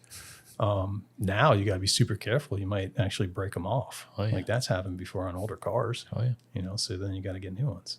But anyway, so I wrapped that hood. Did you have any experience? I mean, did you take a class or did you? I had experience just by messing around Sure. with stuff. My wife will tell you, and Alan, if he remembers, because it was so long ago, because he was 6 when I started doing this stuff. Yeah, there she is. That's the new color. Tiny Bot. Have you heard of them? Used them? Anything? I've heard of them. Yeah. Okay, so that's the color that they It's originally wanted. It's a beautiful color. Dude, go back to the 3 pictures before that, like 3 posts before that, because this all happened within a week or so. Keep going. Maybe you post more than you thought. No, I don't. I don't know. Wait a minute. Where is it? You do some cool stuff. Crap. Where is it? It looks. Oh, there it is. Right there. Yeah. Doesn't it look the same? The color? Yeah. Look. No. That is Jeez. not the same. Well, it looked the same when you rolled it out of the box. Sure. You know. Yeah. That's But a beautiful color. That color was killer. So I was They so both happy look about it. I was so happy about it. And then they were just like, "We want the right color." I laid it on there and I showed them a picture. I was like, "Dude, this color is not as good as the first one." Mm-hmm. And they're just like, "No, that's what I want." I'm like, all right. Stick it. So- I mean, it's still a good looking color. I like them both. I mean, it's 2 totally different colors for sure. But Yeah. But when you are getting purple Sure. iridescent, you're just like, all right, cool. how did you like the film? It's fine. Really? Yeah, Fine. it's fine. TinyBot replaced the film, no charge, of course. Sure. No one covered labor. Well, you say of course because I mean you Well, would assume that they would, but I don't know. Small company. Yeah, man, I don't know you enough about them. I mean, Yeah. I've seen them on social and I stalked them a little bit just to Yeah. kind of get a feel for it. But it looked like a guy out of an office out of California. It is. Like it didn't look like it's anything. No, that's what it is. Yeah. It's like Frank Feller's like 30 years ago. Right. Right. Well, Aura, that was another one like that. That's got I brought don't up know a that few one. times. Well, if you were on Instagram, you would know it because he is freaking. He Yeah. posts and TikTok as well. Yeah. I mentioned you're not on TikTok, so he's. No, I don't even have it. Yeah. He does. I don't want him to have it. Yeah. There's a lot of weird stuff on there. It is, but it's good too. Like you need to be a little, a little connected to it, a little So- acclimated. But this guy, Aura, he posts regularly. Like he is all day. Like I post a lot. He posts a shit ton. Yeah. Yeah. And like I think it's the same kind of deal. I think it's just a guy in an office somewhere that's white labeling boxes from China. And, Yeah. Yeah. It is. which is fine. He's got TinyBot's got a huge following in California. A lot of the car culture scene, all the imports, they sponsor a lot of cars. So that's how they get their name out. Is it a calendared film? It's cast. Well, it's a mix. Is it? Yeah. Yeah. Yeah. So it's a hybrid Yeah. of sorts. Yeah. I don't know if I could say this. One of my customers. I love saying this. Just so you know, as far as we're We're concerned, talking. I heard you say this before. you can say whatever you want to. You don't have to hold Yeah. anything back on our end. Right. Yeah. So one of my customers. What do you say? We'll consult with our legal team. Don't worry. We Yeah, can't okay. hear your mic, by the way. Oh. Is there a way to like censor or bleep me out? Yeah. So one of my customers introduced me to TinyBot because it was more economical and it wasn't needed to be on the car for too long. Okay. That's probably how I can put it. Yeah. So I think that's a good way to put it. yeah. So don't look at race cars. No, I'm I not. saw that. Oh, you're looking at your phone. Yeah. Josh normally he'll give me updates when we've went too long because I have zero gauge of where we're at right now. Dude, I just- you always are like 2 hours with guys. I know, and so he tries to keep me updated because Like I have ideas, but I know we're not going to hit them all. you'd be surprised. Like there's times where we plow through a lot of stuff, Yeah. and then but if there's something particular, we don't have to. We can talk about it whatever you want. Well, TinyBot. But TinyBot, yeah, I do want to hear. So I was given the film, and I was like, "What is this?" Like I had no idea. What would you compare it to? Oof. Like a nose attack? Kind of. Yeah. The aggressiveness is like the Orifal. Okay. So that initial tack is a Very tacky on horizontals. okay. Tack reducer? No, I never used that. Never. The only time I'd ever consider that is using Vivid, Okay. but I have a whole thing with them. Okay. Like they wouldn't refund me because of their problem. Yeah. That's another story. Okay. Yeah. Put Tiny that, bot. put that sorry. on there. Yep. So with Tag with the tiny bot, I was given that film and I started laying it, and it likes heat. You know, Okay. kind of like 3M, kind of like softens it up just a little bit. Yep. And it'll take any corner you want. Nice. But the finish on it's spectacular. Really? Yeah, I mean those colors are great, Yeah, they're cool. and the swatch deck's like this. Yeah. And I got like 3 of them. So the possibilities are way beyond what any other company's offering. So on my wife had Tiny Bot on her car. That was the unicorn gray. And then my Focus ST also had a color shift on it, which was Tiny Bot. And nobody knows. Like they're like, what is this? Oh. Because the color's so weird, you know, but it's very unique. And for me to install it, so the Santa Fe that's outside, I can wrap that in 3 hours. Wow. Easy, no problem. With Avery or 3M. Color change, like just Yeah. 3 hours. Yeah. That's strong. Tiny Bot took me about 4.5. That's not crazy. It's not crazy. I mean, Justin talked about it too. When they do demos, like you can see, you know, you're going to add on 15, 30 minutes based on the brand you're using. Yeah. That's totally what it is. Yeah. You know, so if you knew going into it to add more labor, if you're going to sell the Tiny Bot, then just add more time onto it. Sure. Well, and it's a little bit cheaper on your cost of materials a little bit. Yeah, but they charge you shipping. Ah, So that's where they make it up. got it. You know, like, so it ends up being close to the same price. yeah. Got it. Yeah. Oh, and they only send you 20 yards of film, not 25. That's what sucks. Yeah, that's Because if you don't know that and you're doing a truck, forget it. yeah. You're gonna run out. That's when you're doing a black roof. Are they good enough? Are they good enough to where you can call them and say, hey, you know, send me a couple extra yards? I've never had to tried. cut a roll. No. Okay. Because I think they don't do that. You know, they get the rolls in and they ship them out. Sure. They don't take the time to employ somebody to cut them down. I would have just assumed they would have had some sort of master roll system. No. Not that I know of. Yeah, I would have assumed so. I've never had to call and ask for 2 yards. Sure. But then again, it would take a week to get, and it would cost like $150. Sure. So I didn't want to do that. No, I don't blame you. No. What were you saying about Vivid though? So you Oh, had so- I guess let me ask this first. So you're not tied to any kind of brand. I mean, you'll No, stick dude. whatever. Oh, so here, what's cool too about what I've done is I learned every brand. I even was importing brands from China before all these like crazy colors like Tech Rep has out now. We called it unicorn puke. Remember that on the Santa Fe?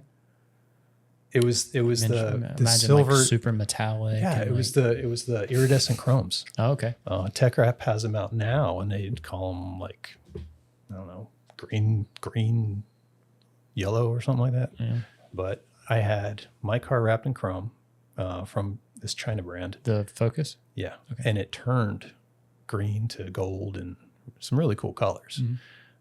We also had the Santa Fe wrapped at the same time. So you see these things coming down the road and it's blinding you.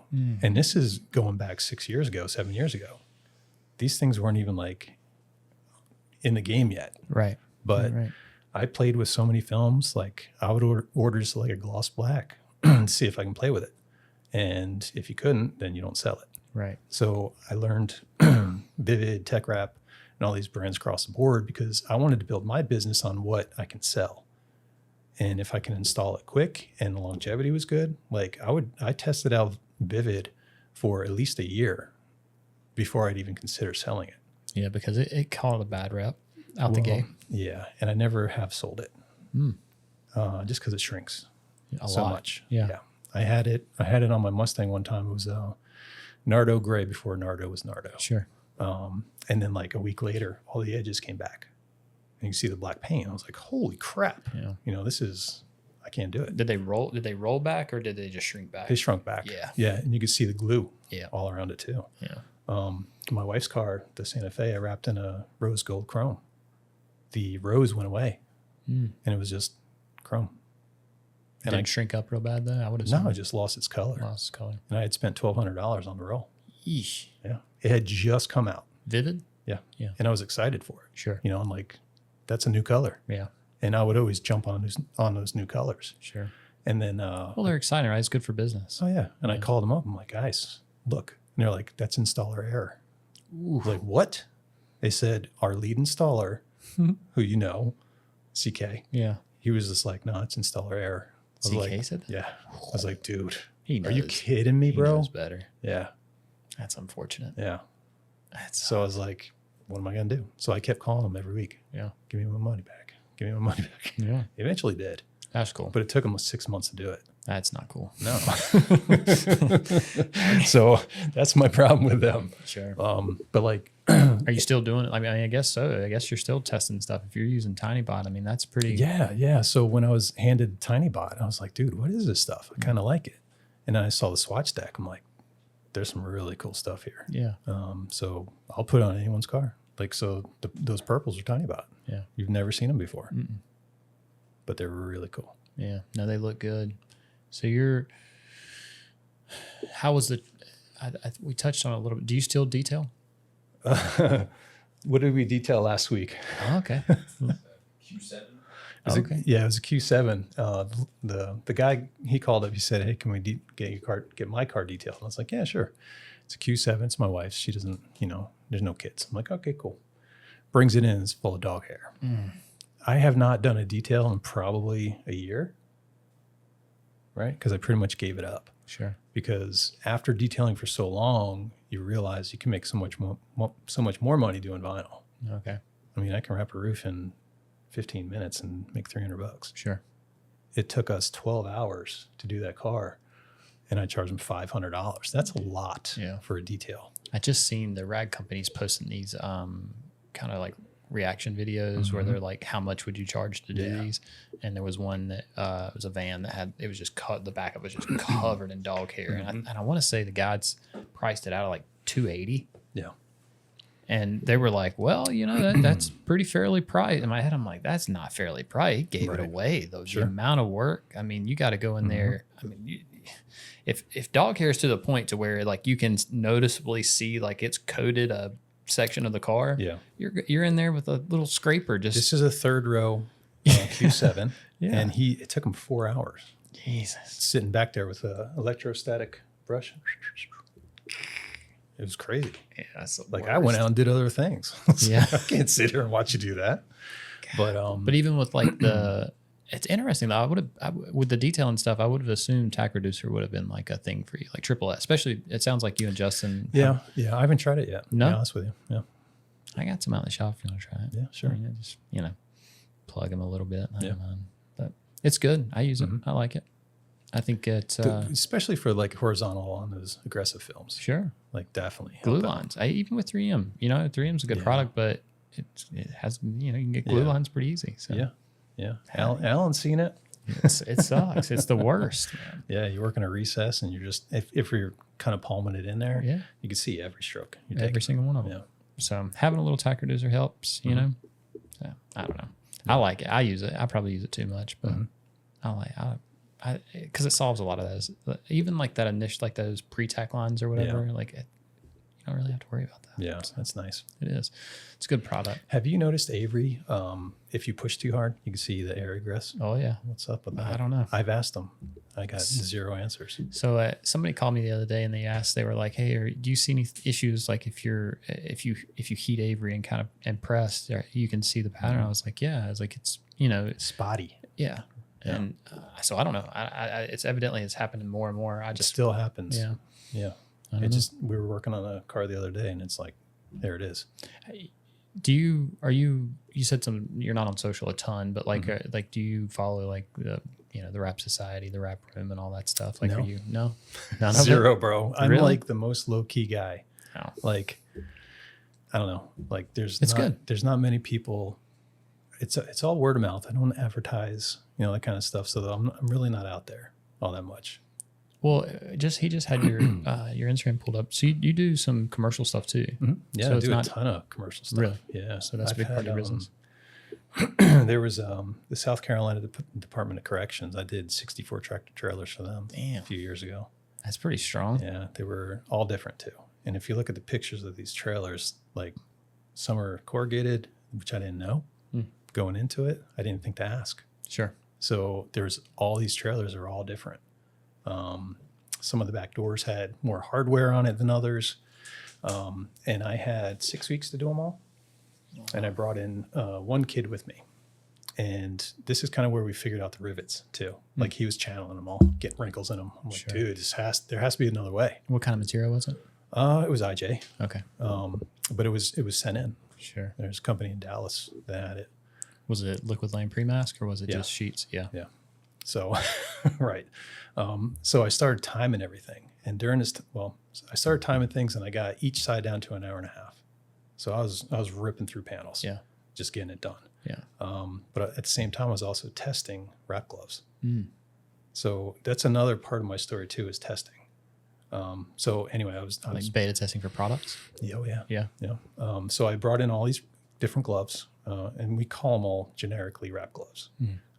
So Avery had their gloves, Vivid had their gloves. Everybody has a glove. Sure. Piatti has gloves. Sure. And I had all these gloves at the same time, and for each trailer, I'd use a different glove. What are you using the glove for?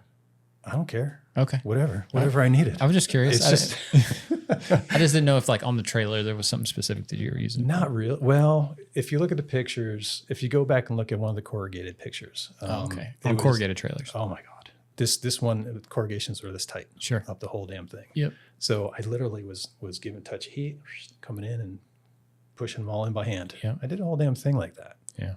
It sucked. Yep. I wasn't getting paid enough to do that. Nope. Right. So anyway, at the end of it all, I had like all the gloves, and Wrap Gloves started sending me stuff because they saw what I did and they saw that I gave them the shout out after all said and done. Sure. And this is before their Ghost Glove. Got it. So these are just the standard yellow ones. Yeah. It was probably around the time when the blue ones started to come out, Okay. the Orifol ones. So those are pretty cool. Yeah. They were just blue, Sure. Yep. Same stuff. But I tested out the Ghost Gloves. Wasn't the blue one, Josh? Wasn't that the one you said that you liked so much? Here's the Orifol one. Yes. Yeah. Yeah. Sorry, I was trying to find these. Can y'all hear me? Yeah. Yeah. Yeah. Okay. We couldn't earlier. Trying to find. I found them. Actually, just found it. The trailers you're talking about. But I'm going. How many? Sorry. They're all different. How many times have you wrapped your Focus? 12. There's a block of, there's a picture with a block of each different wrap. Yeah, because there's some dope. Pull it up. Those Let's things. see it. Let's go to the tape. Well, Yeah. well, this one. Pictures or it didn't have. I like I this one. Dope just- car wraps. I'm not Well, buying you, it. you probably so. My Just put simplistic the mind- picture up, Yeah, bro. yeah, yeah. Jan- I like whatever's going Is on. he on this talking one. still? Josh drove a Fiesta. so Whatever's going he on appreciates this that. one. Yeah, that's Okay, pretty cool. let's talk about that. Like that's dope. What color is it first off? I don't know. It's orange chrome. Who makes orange chrome? Hexus? I was gonna say chrome just because Avery, like maybe? I'm pretty sure you've had chrome on like every single one of them. Yeah. It looks like. Yeah, yeah. That's why I can install chrome now very Yeah. well. Yeah. No, that one's dope. But there's one. There's like a Even yellow the car. one. The car. Stay on that Or one. gold. Don't look at my Okay. kid taking a pee. Don't look at that one. God. We can talk about that one too because there's a wrap in the back. Okay. Okay, that's another story. Okay, so this is Avery gave me this product to test for them. Okay. The colored chrome or the chrome? Or both? Both. Okay. Okay, so Molly Waters, shout out to her. at Yeah, Avery. she's cool. She sent me silver chrome, but also the product to test was the orange laminate for chrome. Oh, okay. They came out with 3 versions. They came out with green, purple, and orange. And she called me and said, "Which one do you want?" I was like, "Well, green and purple are kind of normal. Sure. I've never done orange on that car." So, The picture doesn't do it justice. well, there's other pictures, but I just meant there's, as far as the reflection, like the chrome on it. Like the video that we shot for this car, can you find that on a parking deck? It was without the silver on it. So Is it on Instagram too? Yeah. All this was like within a year. But anyway, so the over laminate for chrome were those 3 options of colors, which of course made the chrome way more thick. sure. So this was pretty much all installed cold. Very little heat because it distorts the color in it. But anyway, I had to go get it laminated. So PC Signs is a shop in Garner. So they were actually separate. Oh yeah. It wasn't together. No, dude, the roll of chrome was $2,500, and then the over laminate was probably another 12. Because I can remember, like, do you know Tate, James Tate? Yeah, I can remember these guys yeah, he did purple or green, I think, Yeah. at the time. and they were doing like these wild, like like they were doing it. I don't think it was like an Avery thing. I think it was like a, you know, I'm pretty sure Tate was in the program too. was he? Okay. Yeah. But I took this to a place to laminate the chrome, and they're like, I don't know if we want to touch this stuff because it was so expensive. Sure. I Yeah. said, They didn't want to screw it up. I said, like, you kind of have to. Yeah. That's a cool picture. But yeah, it was pretty cool. The video that we shot for this car, for More Mustangs, I see. well, that was another special project too. The one in the far back of that picture was mine. The one in the middle is like a really cool Marine dude I did a wrap for. All right. That's another bullshit color from China. What? That thing stayed on the car for a month, and then it left all the residue. It looks dope though. Yeah, but it was called yellow laser chrome. It's funny. Did you rotate the fenders? Where? Like on that, it looked like they were hitting different anyway. No. No? The wheels are different. The wheels are wrapped different. You know what I'm talking about though? Like No. if the like if a film's directional Oh. and you rotate, Yeah. it'll No, have like a weird no. reflection to it. Yeah, it's just a weird film anyway. Yeah. But I took that off after a month because it something happened and made me take it off. I forget what it was. But when I did, all the residue stayed. All of it. What's your go-to removing glue? I learned it from commercial wraps, but using xylene. Okay, xylene's your go-to. Xylene and then mineral spirits. It gets off all the xylene balls. Sure. Like- The mineral spirits does. Yeah, Yeah. it's Do you great. mix them or No, separate? no, separate. Yeah, xylene and mineral spirits. Yeah. Just curious. And I learned that from doing garbage trucks. So who was it? Republic is a local. They're in Concord. So I was in Concord for weeks doing trash trucks. I got this video. Oh, that's the chrome that disappeared. Yeah, that's the rose gold that turned not rose. Still looks cool. I mean, it did, but it looked way better pink. Sure. Yeah, yeah. You know. The well, it even has like a gold, like a Parking garage video. I'm still working on that. I'm getting distracted. he'll get there. You got to go lower than these videos because Yeah. it was before the silver stripe. The silver. So what I do with wraps too is like I get tired of that basic wrap, so then I'd I start say. adding to it. You wrapped it 12 times. Yeah, but so my thing is too is using body lines. Okay. Body lines are natural accents. So who's posting up for a guy that says he doesn't do social media? I recently Yeah. when it comes to stuff like this, like I mean you got to get it out there. Fellers and Avery, and Yellow Tools are all about it. Yeah. You know. Because there's like 5,000 pictures of this car. No, there's not. Yeah, dude. There's There's no at least 20 way. right now. Here's It is a cool car though. I mean, so Well, found the it parking doesn't garage look at- like that anymore. I mean, now, right before I said, well, go to the most recent picture of that thing when you get a chance. But it's the tiny bot color, and there's way more done to the car aesthetically. Really? Yeah. But I just sold this car, and it's actually in Ashboro. Did you say the most really? recent picture of that's the right. car? You did not say that. the- Yeah. Yeah, So yeah. you sold it to a guy in Asheville. Yeah. That's funny. So Alan and I are talking about, like, maybe we'll see it. Yeah. Riding We're through not, town. but that would be cool if we did. Hey, you never know. Yeah. Here's a thing that I like is just a side note. Like He's getting distracted like I get distracted. since technology for like mouses for computers, mouse. They call them mouses? Mises. Mises. Like the fact that you can click a button and like the wheel just like keeps going whenever you spin it. Are you trying to say I have more pictures posted that you can't catch up to the spinning Dude, wheel? hang on. Correct. Let me just That's show. exactly what Let it me just show you something right here. He's busting on me. Yeah. isn't he? The ADHD in this room. Oh, it's insane. It's Yeah, good I right now. I think you guys are doing great. Yeah, for sure. Yep. Check this out. Shut up, dude. Get out of here. You can go some more if you want. Look at the past 2 years All of right. posts. So are you? All right. Do you do a Well, lot? that's 365 times 2. You're making me right? look horrible. No, this is good. No, we. Well, I was we don't gonna. even I was post gonna this ask. much. Like, are you getting business from social media? I do. Okay. I do. And that's the only thing I do is I do Facebook and Instagram. Sure. And that's it. I don't Instagram's like good. Facebook for the whole personal thing. Sure. Like if you go on my personal page, it's all work stuff. Yeah. Because the Instagram links to it. Right. I don't care about your kid going to the beach. Right. You know, I don't want to show you my kid going to the beach. Right. It's too personal. Well, there was just a picture of him peeing. I saw it. So About as personal as it gets. Don't worry. that was my. I marked the time down. Ooh, you'll like that one right there. Yeah, that's cool. Is this the latest one? Oh hell no. Jesus. So that's a color that I got from Avery. That is their satin blue green. That's a beautiful color. I had never seen it before. Like I was working through the swatch deck. I'm like, what is that? Because I literally had run through every single color, all of them. And then I saw that color, and I was like, dude, that teal's pretty badass.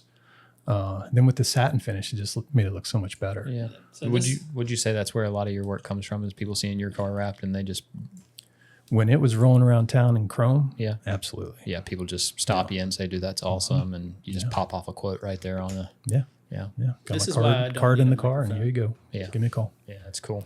And I used to have my cell phone number on my business cards. Bad move. Ooh, what do you do now? Shop phone.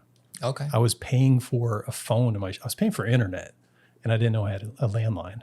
And I looked at my bill. I was like, what number is that? So I was like, I need to convert all this stuff over because people would call me at like 10 o'clock at night. Sure. My wife would be like, We're not stop doing doing that. that. Yeah. So When did you get the shop?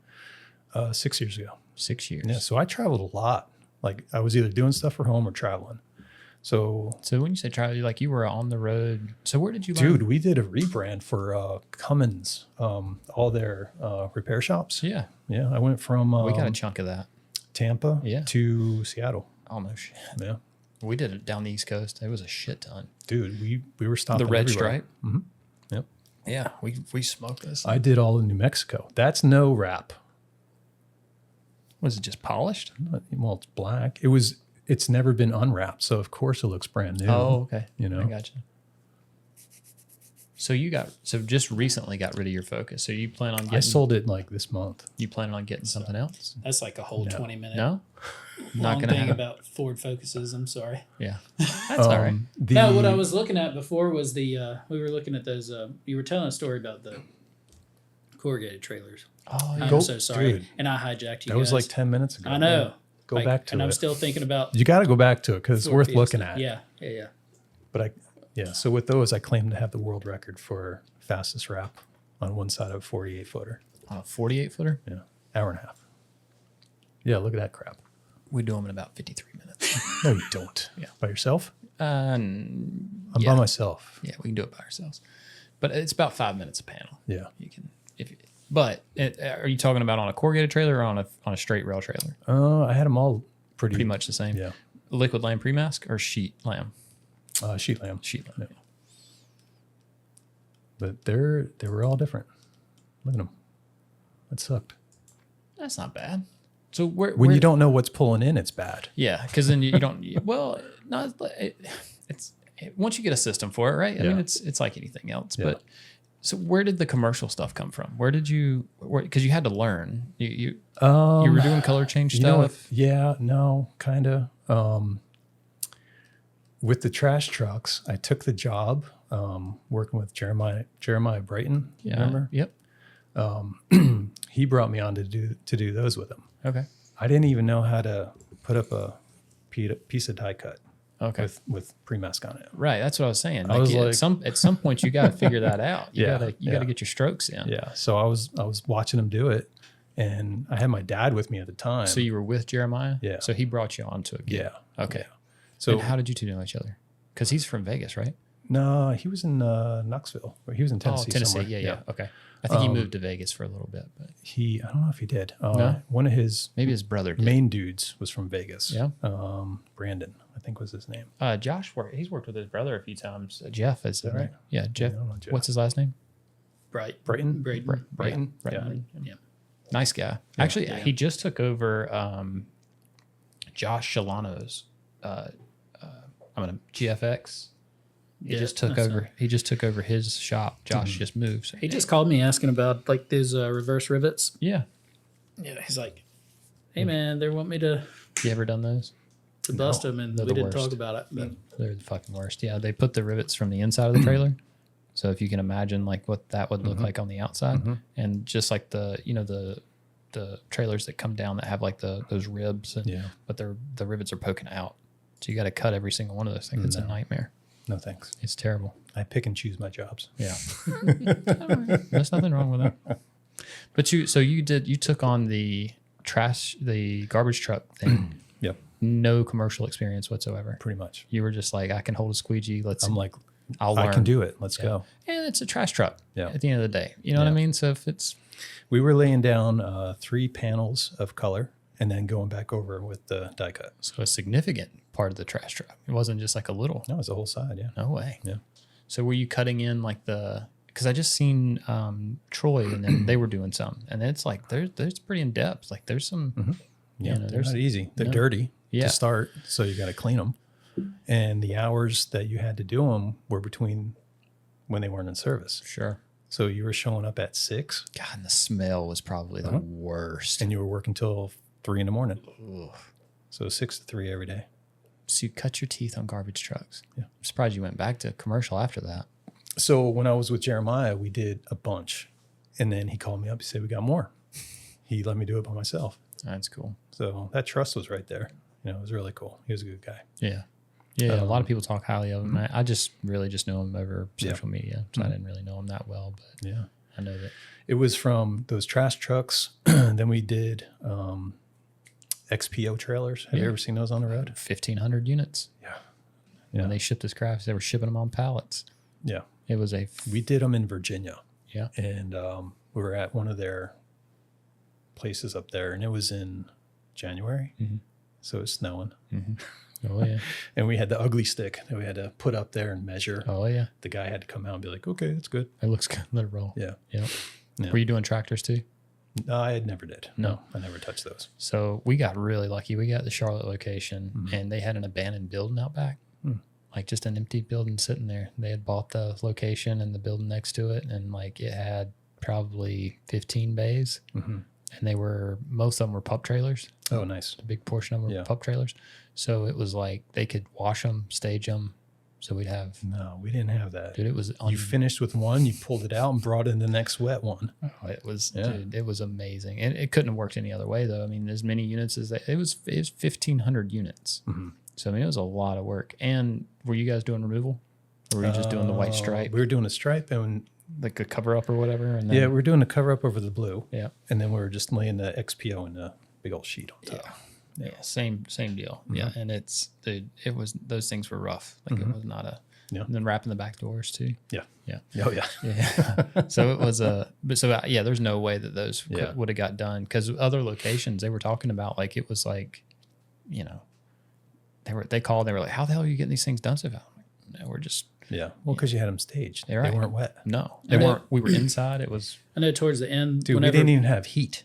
Yeah. Oh yeah, that's garbage. I know towards the end that whenever y'all were doing the tractors, they had you would pull them in, and they had like this building that had like a catwalk that you could like just walk across, and you'd be right there at the air dam and be able to stick it.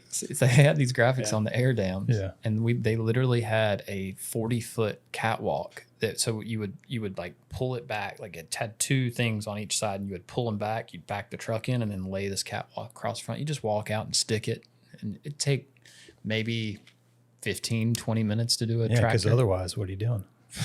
Right? Dude, we've built this Michael, my brother, he built this scaffolding where he took and like, it's a Frankenstein, right? Like he chopped it in half and did like this extendo arms on it, and he's got like extra height, and it's just, he's that guy, right? Like he's like, I screw it up and he fixes it. Like that's kind of, you know, it's our MO, works good. But when he fixes something, it's not, you know, it might be welded together or bolted together, you know, something like that. So we had this discussion where it was like, we were doing these, you know, the box trucks that have like the bubbles on the front, and you can't ever really get great position on them. Right. He was like, well, I'll just fix a scaffold where we can just roll a scaffold right up to it. And I was like, oh, okay, just do that. So he did. And that's what we use now. Oh yeah. It's ugly. That's it's awesome. not pretty, but it works really well. I rolled up to the XPO work site with my scaffolding in the Focus. I was like, dude, I don't have a work truck, but I'm coming up. Right. I got a Jetta wagon. Yeah. It fucking slides right in the back of it. Yeah. Why is it half wrapped? Well, I'm not sold on the purple. Like I've never wrapped anything I've ever drove, ever. I've just never done it. Me neither. And that's not true. I seen your Instagram. Not just yours and your wife's. Everybody's. Yeah. Yeah. So, Thousands of pictures on Instagram. But it's all of wrapped cars right. and kids peeing. But the Jetta, I was like, so Baden popped up and he was like, yeah, I've had this roll for a few years. And I was like, oh, it's like plum explosion. It's beautiful color. Yeah. Absolutely beautiful color. It's 3M? Yeah. Okay. I could tell too based on the finish. Yeah. Is that good or bad? I have a problem with 2080. Ooh, I'm gonna shut up. let's hear it. So High gloss? Oh yeah. No, not the Okay. HD stuff. Yeah. Just the regular 2080. Yeah. So when 2080 first came out, I was stoked. I was Mm-hmm. like, yeah, this is going to be way better. It's going to be something special. I mean, it's pretty good. I got a roll of it and I installed it on the Mustang. I got gloss black When was this? when it first came out. A couple years? 20. Okay. Something like that. Yep. So I got gloss black because I was like, maybe I'll just wrap the car in gloss black. It's gloss black anyway, I'll just keep it easier to maintain. Sure. So I did a fender, pulled it outside, looked in the sun. Didn't look good. No. No, it looked all marbled. It looked terrible. What black does look good? KPMF. Okay. And that's just been in the last couple of years. Yes. Like they're perfect black or whatever. Perfect Like, black. Yeah. They also have perfect white. Really? Yes. I've never seen it. We haven't tried it. Equally as good? Yeah. Is there black? Yeah. Yeah. KPMS film's good. I had the 3M reps come out to my shop. They looked it over and they said something's wrong. Mark? Is that who it was? Yeah, it was Mark Yeah. Bagley. No, really? Yeah, Bagley's the best. dude. He is the best. He said there's a problem in the production or something. Okay. So He's slick, dude. he is, sent like, me another smooth. roll. Yeah. That's real slick. Yeah. And then I did the same thing. Still had a problem. He's like, dude, this is not me. Right. There's something wrong with the roll. For sure. Or he's like, well, maybe it came from a different site, like wherever the distribution center was. Maybe we'll get one from across the country, send it to you. Same problem. I was like, you cannot launch this at SEMA. So I went to SEMA that year. That was in 19. They launched it. And I saw Mark. I'm like, what are you doing? He's like, that's what it is. I'm like, bro, that's bullshit, dude. Like, Have you used any of the other colors? yeah, they're great. Yeah. I mean, and not gloss. I can't sell gloss. Really? 2080. Yeah. It just doesn't look good. Yeah. But their satins and mattes are great. Yeah. It's fine. The high gloss, have you tried any of it? No, Yeah. I'm afraid to. Yeah. and this is not coming from a 3M person, right? Like this is just like, it's good. It's really good. It's comparable to. Vivid made an HD black. Yep. It looked good, but it shrunk. Yep. I can't get away from that. Sure. Well, you don't have to worry about that with 3Ms. Not like that anyway. I mean, it shrinks properly. What about air left in the channels? Have you ever taken a 3M class? No. Okay. What I find with that, you can lay it, evenly and squeegee just the same pressure, and put it out in the outside or in heat somewhere, and just you'll see the little striations start coming up. So we talk about this a lot in class because what a lot of people don't realize about most, let's just go with 180 specifically. 180 has a linear adhesive pattern, right? So it runs one direction. So really the channels really only go one direction. So if you're not paying attention to the adhesive, you could easily trap air, or you can have channel collapse Based or on trap your air. technique. Correct. Gotcha. So, and why, I don't understand why it's not talked about more. It needs to be. It's a Right, problem. that's you're replacing panels because of it. 100%. Now, you can get it out, right? But it's just like, Yeah, kind of. you shouldn't have to, Yeah. right? Like you should either know no, really, you should just know. It should have been explained to you, or, that's why I ask about the class. Cause that's like one of the first things I try to, like, glue lines and channel collapse. I try to, especially with guys that have been installing for a while. Yeah. That's like the big thing that I can bring to the table for them as far as training. I can be like, okay, this is how you eliminate those problems with 3M specifically, and other brands too. I mean, some of the same techniques cross over, but yeah, It's good to know. Yeah. How do you figure out which way it goes? look at it. I know that sounds obvious. That's not me being a smart ass. I'm just if you look at it, But that's the thing. I've never looked at it. right. Most people Because I don't. never thought about it that way. No, and it's because, well, and now, so the new 2080, have you tried any of the newer 2080, even in like matte black or any of them? I have it. Yeah. So any issues there with anything? No. So there was like a batch that came out in the last year or so that there was some adhesion issues, right? And it didn't really matter what you do. And I sat through this whole meeting where they gave like all the explanations on what changed, and what they didn't let anybody know. At the end of the day, that's what happened. They didn't tell anybody. Yeah. That's a problem. Yeah. Period.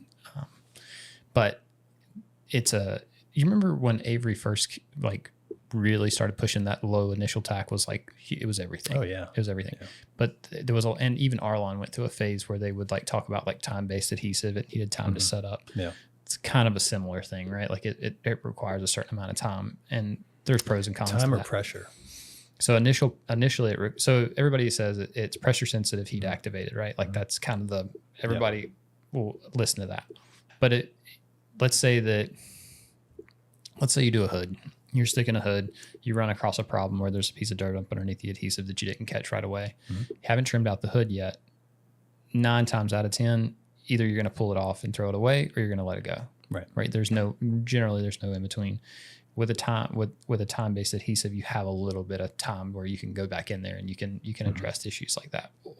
And it doesn't necessarily have to be, it could be a glue line, right? Like let's say that you're, working a Mustang hood and you've got a cowl in the center and you've dropped it in and you end up getting that little bit of ring around it. Because of that time-based adhesive, you can still pop that up, heat it up, and you get another shot at it. Right.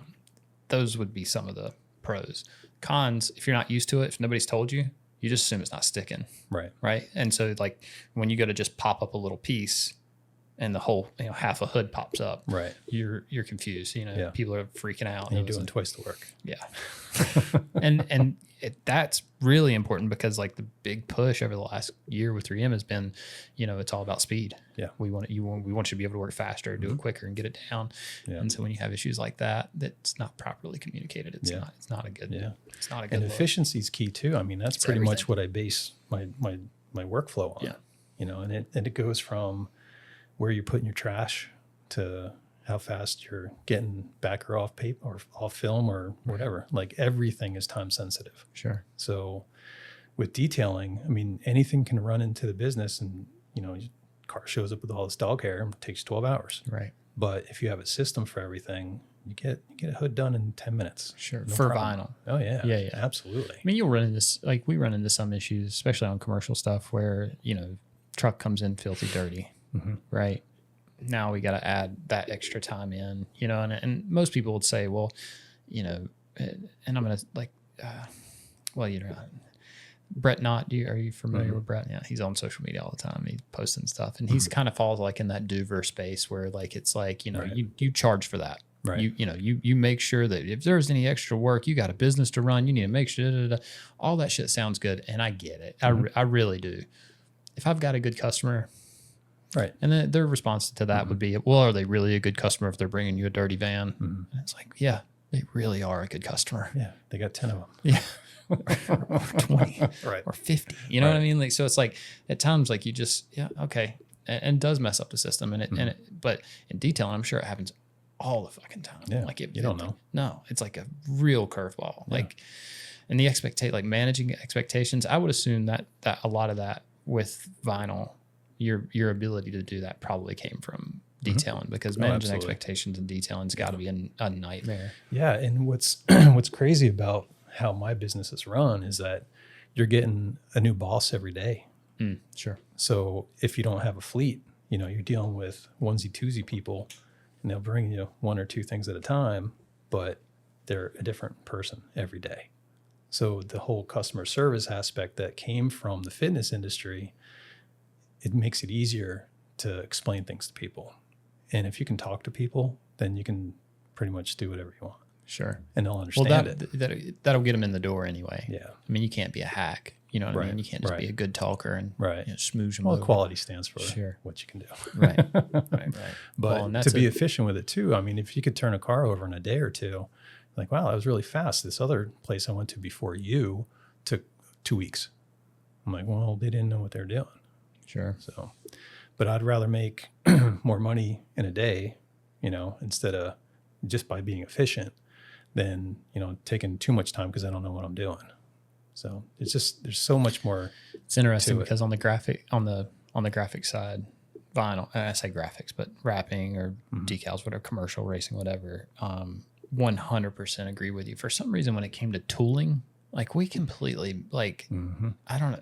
Well, you've seen the packaging when we were upstairs. The amount of time that we put into that thing is just obnoxious. Like it's so inefficient. It's like it's, me and Josh were talking about that yesterday. Like we've screwed that up. Like there's a lot of like touching the same thing over and over and over again. So we can dial that in, but it's a good quality to have regardless. You know what I mean? Like being able to see that in graphics translates over to I mean, like even with like Alan, where do we put our trash as we're working?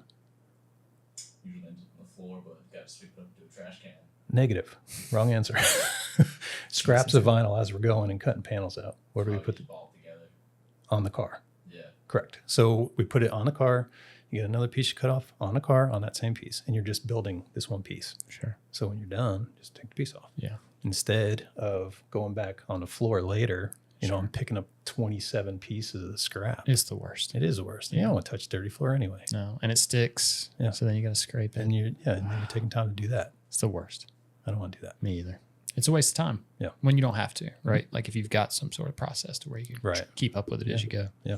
Sometimes it's just as easy just to keep a trash can close by. Oh, I do. You know what I mean? Sometimes it's not there, so then you're just sticking it on the car. Right. Yeah. I'm with you. But it can be that simple. Yeah. What about, so I brought up tools for a second. You did the tank stand for a little while. Yeah, the Bullitt base. Yeah. Yeah. So So you wanna talk about that? Kinda. I mean, it was around for a little while. Yeah. About 2 years. We sold easily over 200 to 300 units. That's cool. And it was just me and my buddy. He's an engineer. Came up with the design plan for it. Started shooting them out in his 3D printer, and I sold them. Yeah.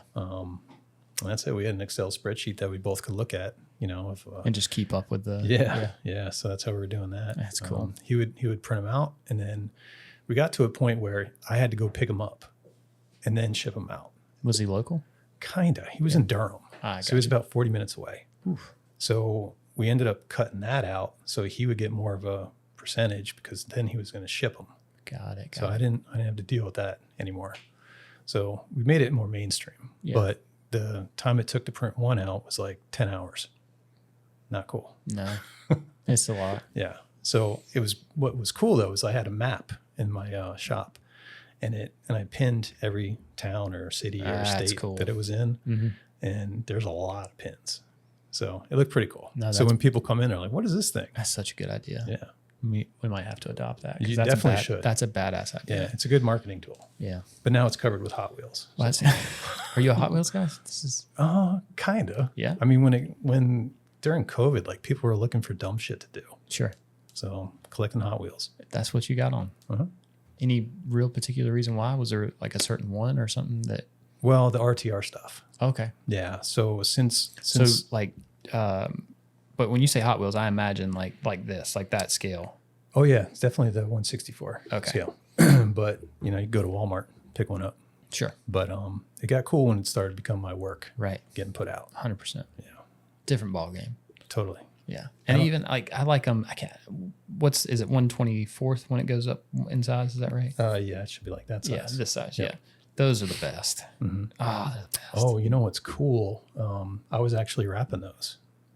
Oh yeah. Okay. Yeah. So you know how who is it? Glarb is doing his to match his cars he does. Yeah. So the Mercedes that he did, that came from a car we did. Oh really? How cool is that? Yeah. Small world. Yeah. But yeah.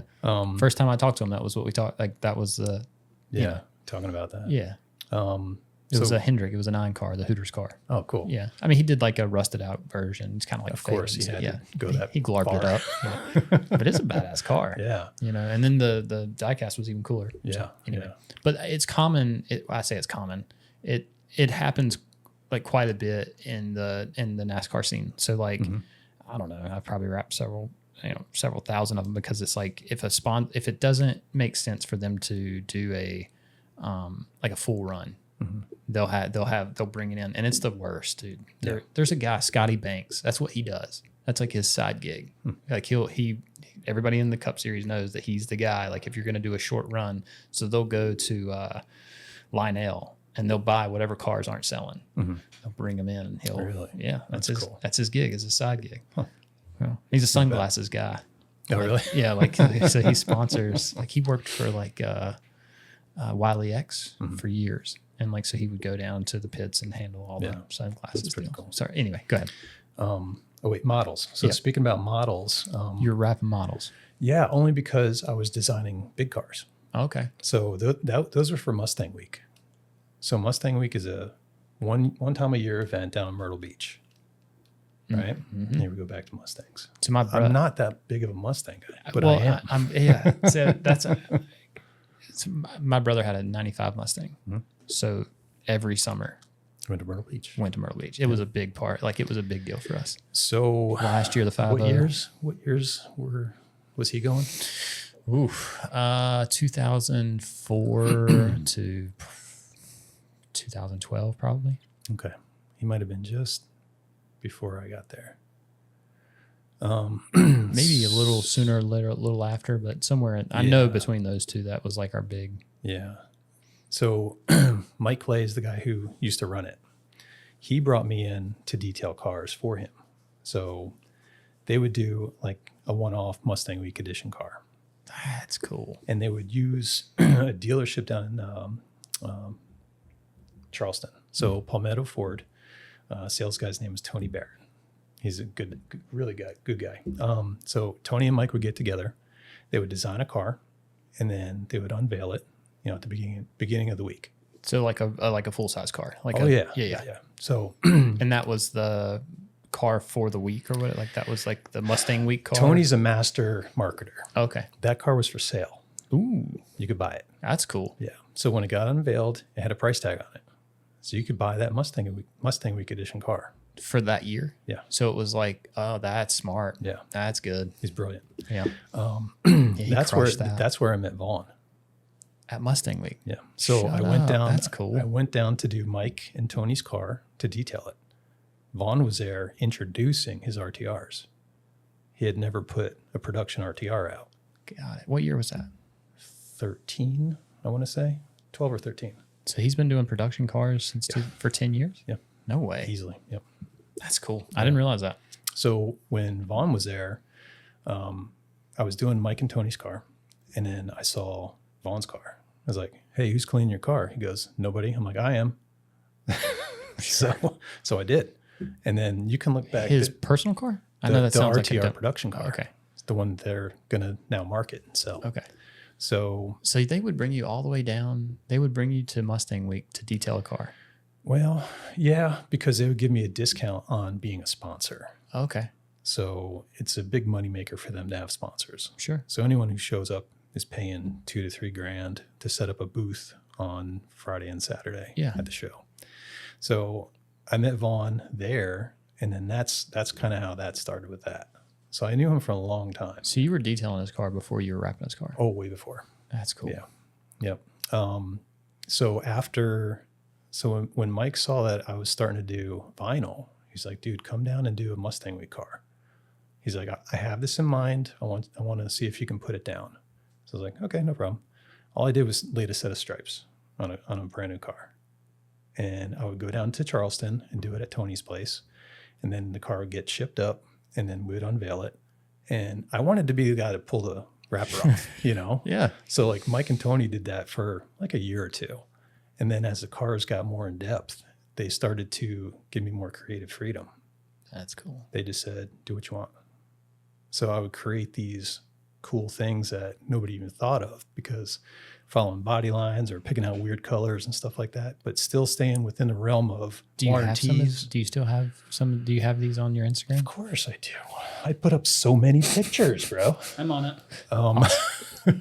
But so every year they would do 2 cars, one for Tony, one for Mike. How long have they been doing this? Like before? Was it before you got there? Because Yeah, I don't ever remember seeing one. Oh, no, I started doing those. Okay. Yeah. Mustang Week had been going on for a long time. Yeah. Like I said, we were going in like 2000s. Their 25th year was Dang it. a few years ago. But anyway, I sponsored Mustang Week for 12 years. all said and done. And then Mike was out. He wanted to get out of it. So they sold the brand. And I got out. I didn't want to do it anymore just because there was a problem with the Mustangs being sold in Myrtle Beach on Myrtle Beach Ford's property because it was coming from Palmetto Ford. And Palmetto Ford was about to lose their presidential Ford award. They were threatened with that. So Tony then said, I want my presidential award. So we're out. So it got political. Very political. Got it. And then from that, when I would design these cars, that's not it. That's Vaughn's car. We just did a very similar. That's car. T-Pain's car. Look at that. Sure enough, is that's cool as hell. Oh shit! There's like a viral video of him winning his first event in that car. That's right. Yeah. That's actually not the car though. That's a demo car. Oh, It's sitting in Las Vegas right now at his residency. at T-Pain's. Yeah. That's cool. The actual car or the show car? That car. Yeah. Yeah. Essentially, that's That's show a demo car. A demo car. Yeah. No, but the blue one, we just went. What was that deal that we just went and did, Josh? We did it for Oriful. Yeah. It was like the 60th anniversary Mustang thing. Oh, yeah. That's probably right. Which one did you do? I don't know. What? Come on, dude. Josh, did you know? How many times do you get put on the spot in this thing? Not very rarely. I really don't remember. It was a race. It was a race team. So it didn't. It was a race team, It was a race team in Charlotte. It was in fact a race team. which is everybody. Mechanical. This is bad. That sounds way weird, dude. Yeah, I missed the mark here. Sorry. You didn't do your research. It's like a. It was a place It's an IMSA car. It was a car. No, the IMSA car, like the series. There's a road course car. I'm making you nervous now. What's You the are. name I of feel like that? you should What's know the name of that? No, it's a place that does. They make parts. M3 or something like that. It was like They're a machine shop BMW. basically, but they're running a race team out the back. you'll know who it is as soon as we say it because it literally looks exactly like that car that was up there. Well, not exact, but it's an IMSA car. Anyway, Okay, that's cool. Cool story, bro. Good job. that's the worst. I missed it. Sorry. We just We're did it. not So prepared. Oriful reached out, asked if we would be interested in doing a car, and that was the car. And it was super hush hush, like very under the radar. If kinda. you're listening on Spotify, we definitely You showed suck. it on the computer. We showed it on the screen. Yeah, there was all kinds of cool photos on the Yeah. thing. No, I'm gonna find it. Y'all just give me a second. So, Sorry. So that more Mustang Week stuff like that. Yeah. was- So you stopped doing it. I stopped doing that because when we couldn't do the the Mustang Week cars, that was my money, and then I had to pay for sponsorship to set up a tent where I do roof wraps, hood wraps, stripes, all sorts of cool stuff. And I would make good money doing that, but On location, you would make good money. oh hell yeah, Really? yeah, I would have a line of cars, right, Alan, for roof wraps and stuff. I was charging $250 a roof and doing each in 10 minutes No way. all day for 2 days. And did it work out? I guess it had to have. Like it worked out to where they had like a rotation Mike set me up near the entrance and exit of that spot. for that reason. Yes. And I was next to the RTR trucks. Kudos to Mike. Oh Yeah. And of course RTR. Yeah, they're set up there, right? So that just makes you look even better. Oh yeah.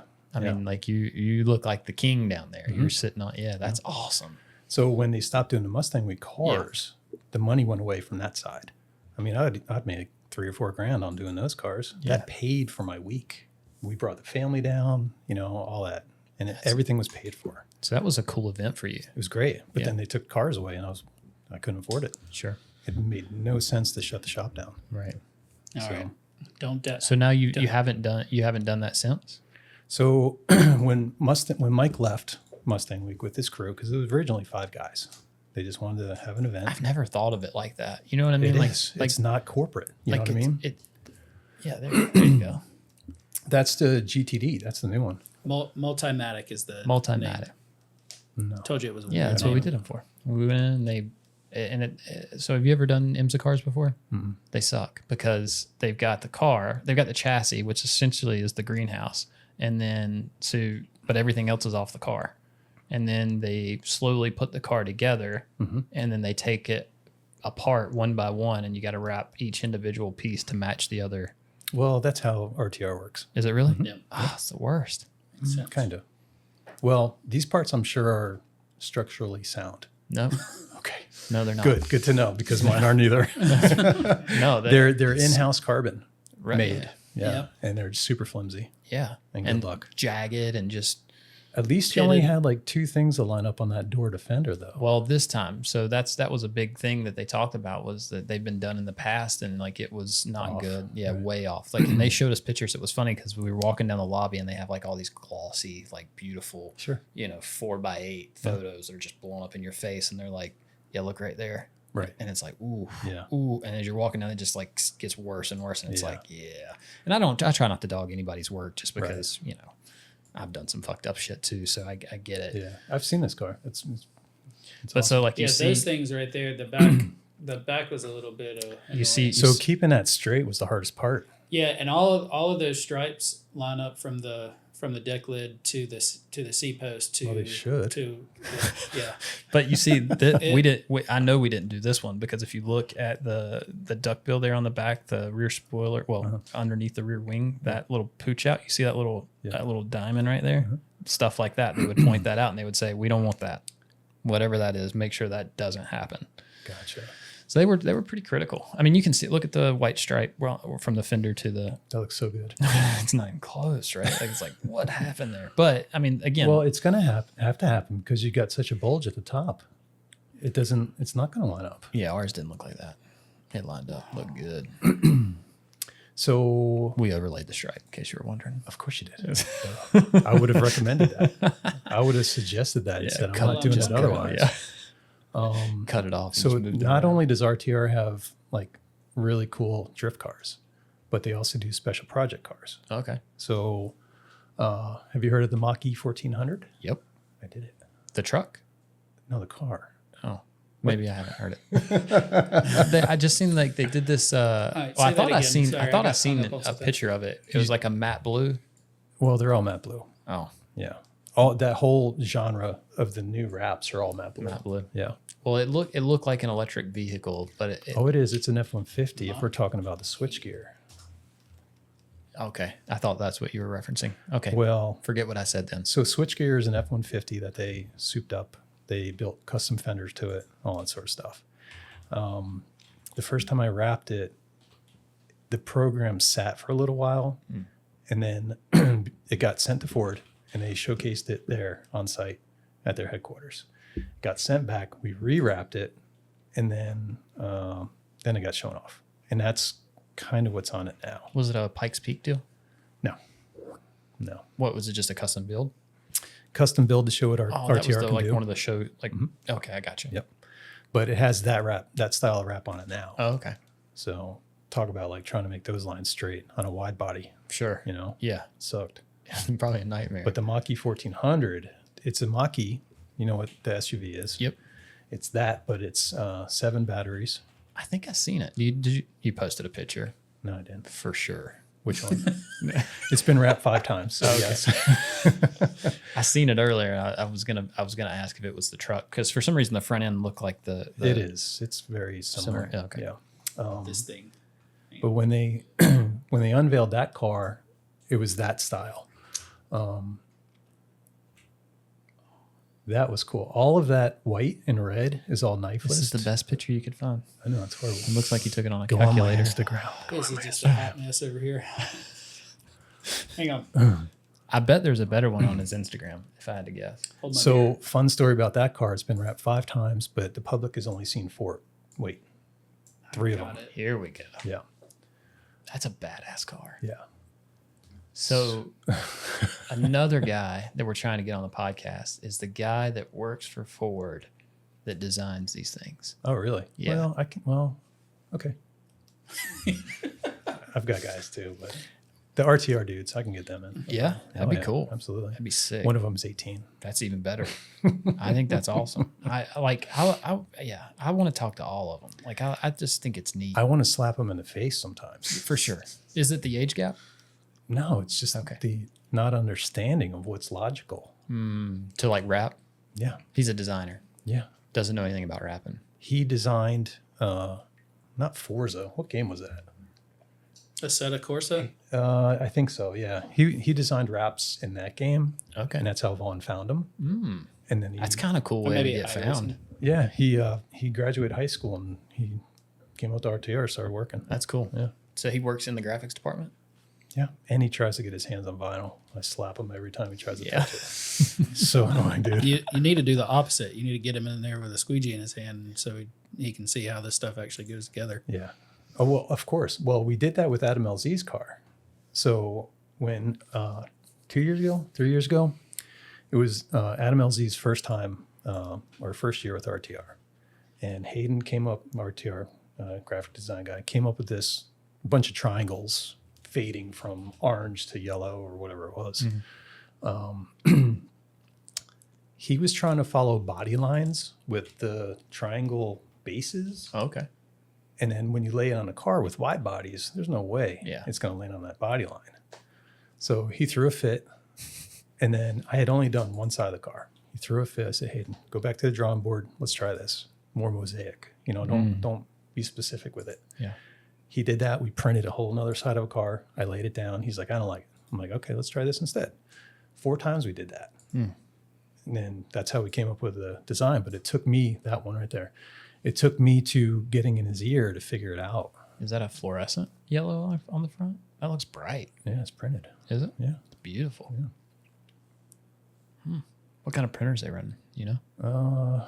HPs, I think, right Yeah. now. Yeah. Latex machines. That thing looks strong. But so that's a base layer right there. All the other graphics are, the sponsor graphics are all overlays. Sure. It's just easier that way. Because if something changes throughout the year, you got Well, it's gonna Take it change, off. right? Yeah. A lot of people say me and Adam look alike. I don't see it. I don't know. Maybe I can look like Adam too. Yeah. What? I can see it. What? A pair of sunglasses. Can I borrow your hat? Yeah. Would that work? How's this? This right? So, Oh, you got baby hair. yeah. I got a big. How's this? Jeremy Connors. He kind of said something similar to what you were. What? To the same thing you were saying. Was he was like, you never get put on the spot. Like Are you nobody's put ever on the spot right now? not bad. Like, he's like, well, no, I was a minute ago though when you were asking Oh, it's questions. falling When you were asking questions about is the greatest. about the race team. Like I should have known that. Like I don't know. So I like to see if I can make you feel uncomfortable. No, this is perfect. I would rather feel this is better. But he was like, You got baby hair. he was like, why don't I come? Should I just keep it on or? Yeah, it's fantastic. Dude, so look at this. I had to take 2 of these. Did you bring this for this reason? No, I had it in my pocket. Oh, okay. Is it a buffer? No. Like a It's not squeegee buffer? It's from Temu. It's a mustache kit. Oh, I got it from my 10-year-old. So Yeah. there's all these different mustaches that come with it. oh, different. So I had to put 2 together to make Yeah. yours. Yeah. Honestly, he looks like a mixture between both of you guys. Yeah. Like if you just like merge both of you guys together. Yeah. If we had a baby. Well, So, all right. So let's get into as an installer. No. You were saying you got something happened. What happened? You get hit by a bus or something? Kidney stones? Kidney stones. Yeah. That you don't get hit That's by it? a bus and get kidney stones. I don't know how you get them if you don't drink soda. They just come out of nowhere, apparently. So you got like that was a big deal. Yeah, I still have it in me. Now Yeah, right now. you don't look like you look like you're fine. I am fine Nah, because it moved down to my ureter. so this is a thing you're going through right now. Yeah. Yeah. Really? Yeah. Just randomly. Uh-huh. You got some pain, went to the doctor, and they were like, you got kidney stones. Did I have pain? Oh yeah. Yeah, I was crying. Really? Yeah, it freaking hurt. Like I couldn't sit still. It was pain in your back, radiates to your stomach. Man, I wish you would have never told me this. Well, your kidneys in your back. No, I'm talking about like That part, or do you want to know where my kidney is? No, I'm just saying like I thought that it came from because like I'm terrified of kidney Oh, stones. it can come anytime at once. That's fucking worst news Yeah. ever. Yeah. I thought I was good. I don't drink soda. Yeah. I cheer wine every once in a while.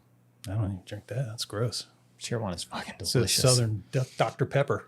Well, I don't know. It's not good for you, but it's delicious. Yeah. Have you ever had one? No. But I get kidney stones and you don't. That's true. So Yeah. And it's an luck. occasional. It's Yeah. an occasional. I'm not big on it. Kidney stones. Yeah, I woke up. It was 8 o'clock in the morning, and I had gone down to the shop, and Alan was on his way. And when he got there, I was rolling around on the couch. I couldn't sit still. You got a couch at the shop? Of course. Okay. Why not? You got a loft and mezzanines and video games. So he rolls in, and I'm writhing in pain. I was like, dude, ER right now. Ooh. And I called my wife, and she said, ER right now. And she was at that hospital. So we get down there, and he's just running traffic lights and going around cars because the pain is that intense. Yeah. So I get in there, and the doctor took one look. He's like, you got a kidney stone. I'm like, you didn't run any tests yet. He's like, I don't need to. He's like, I see it all the time. So they did a CT, and there's a big old stone in there. And the pain was when it was going from the kidney down to your ureter, which then goes to your bladder, then to the urethra. So it was in the transition phase of moving out, and that's what hurt so bad. So now it's like in limbo. So at some point it's going to suck again? Yeah, you got to make it come out. Is there not like a good way to do that? No. Either it comes out on its own, which is like having a baby, or they go in and get it. They going in and get it. It doesn't sound any better. No. That's an out. So it's a ticking time bomb. Yeah. That sucks. Yeah. How did he do with the whole, Well, he's in nursing school. Right. That's why I'm just curious. He was taking notes. So. He handled it well? Oh, yeah, of course. Good for you. He just like running traffic lights. So. Oh, that too. That's Yeah. bonus. I was like, just go. We'll deal with the cops. We'll deal with them. Just get me there. I wrapped all their cars. Oh, yeah. So you get a pass. Yeah. Big pass. Little pass, right? Big pass. Big pass. I know all of them. Yeah. Because I made a point to be there when they came to pick them up. Ooh.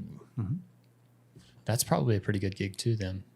Yeah. So Clayton Police, they got a new chief, and all their cars were black. Okay. Chief didn't like that. Too scary.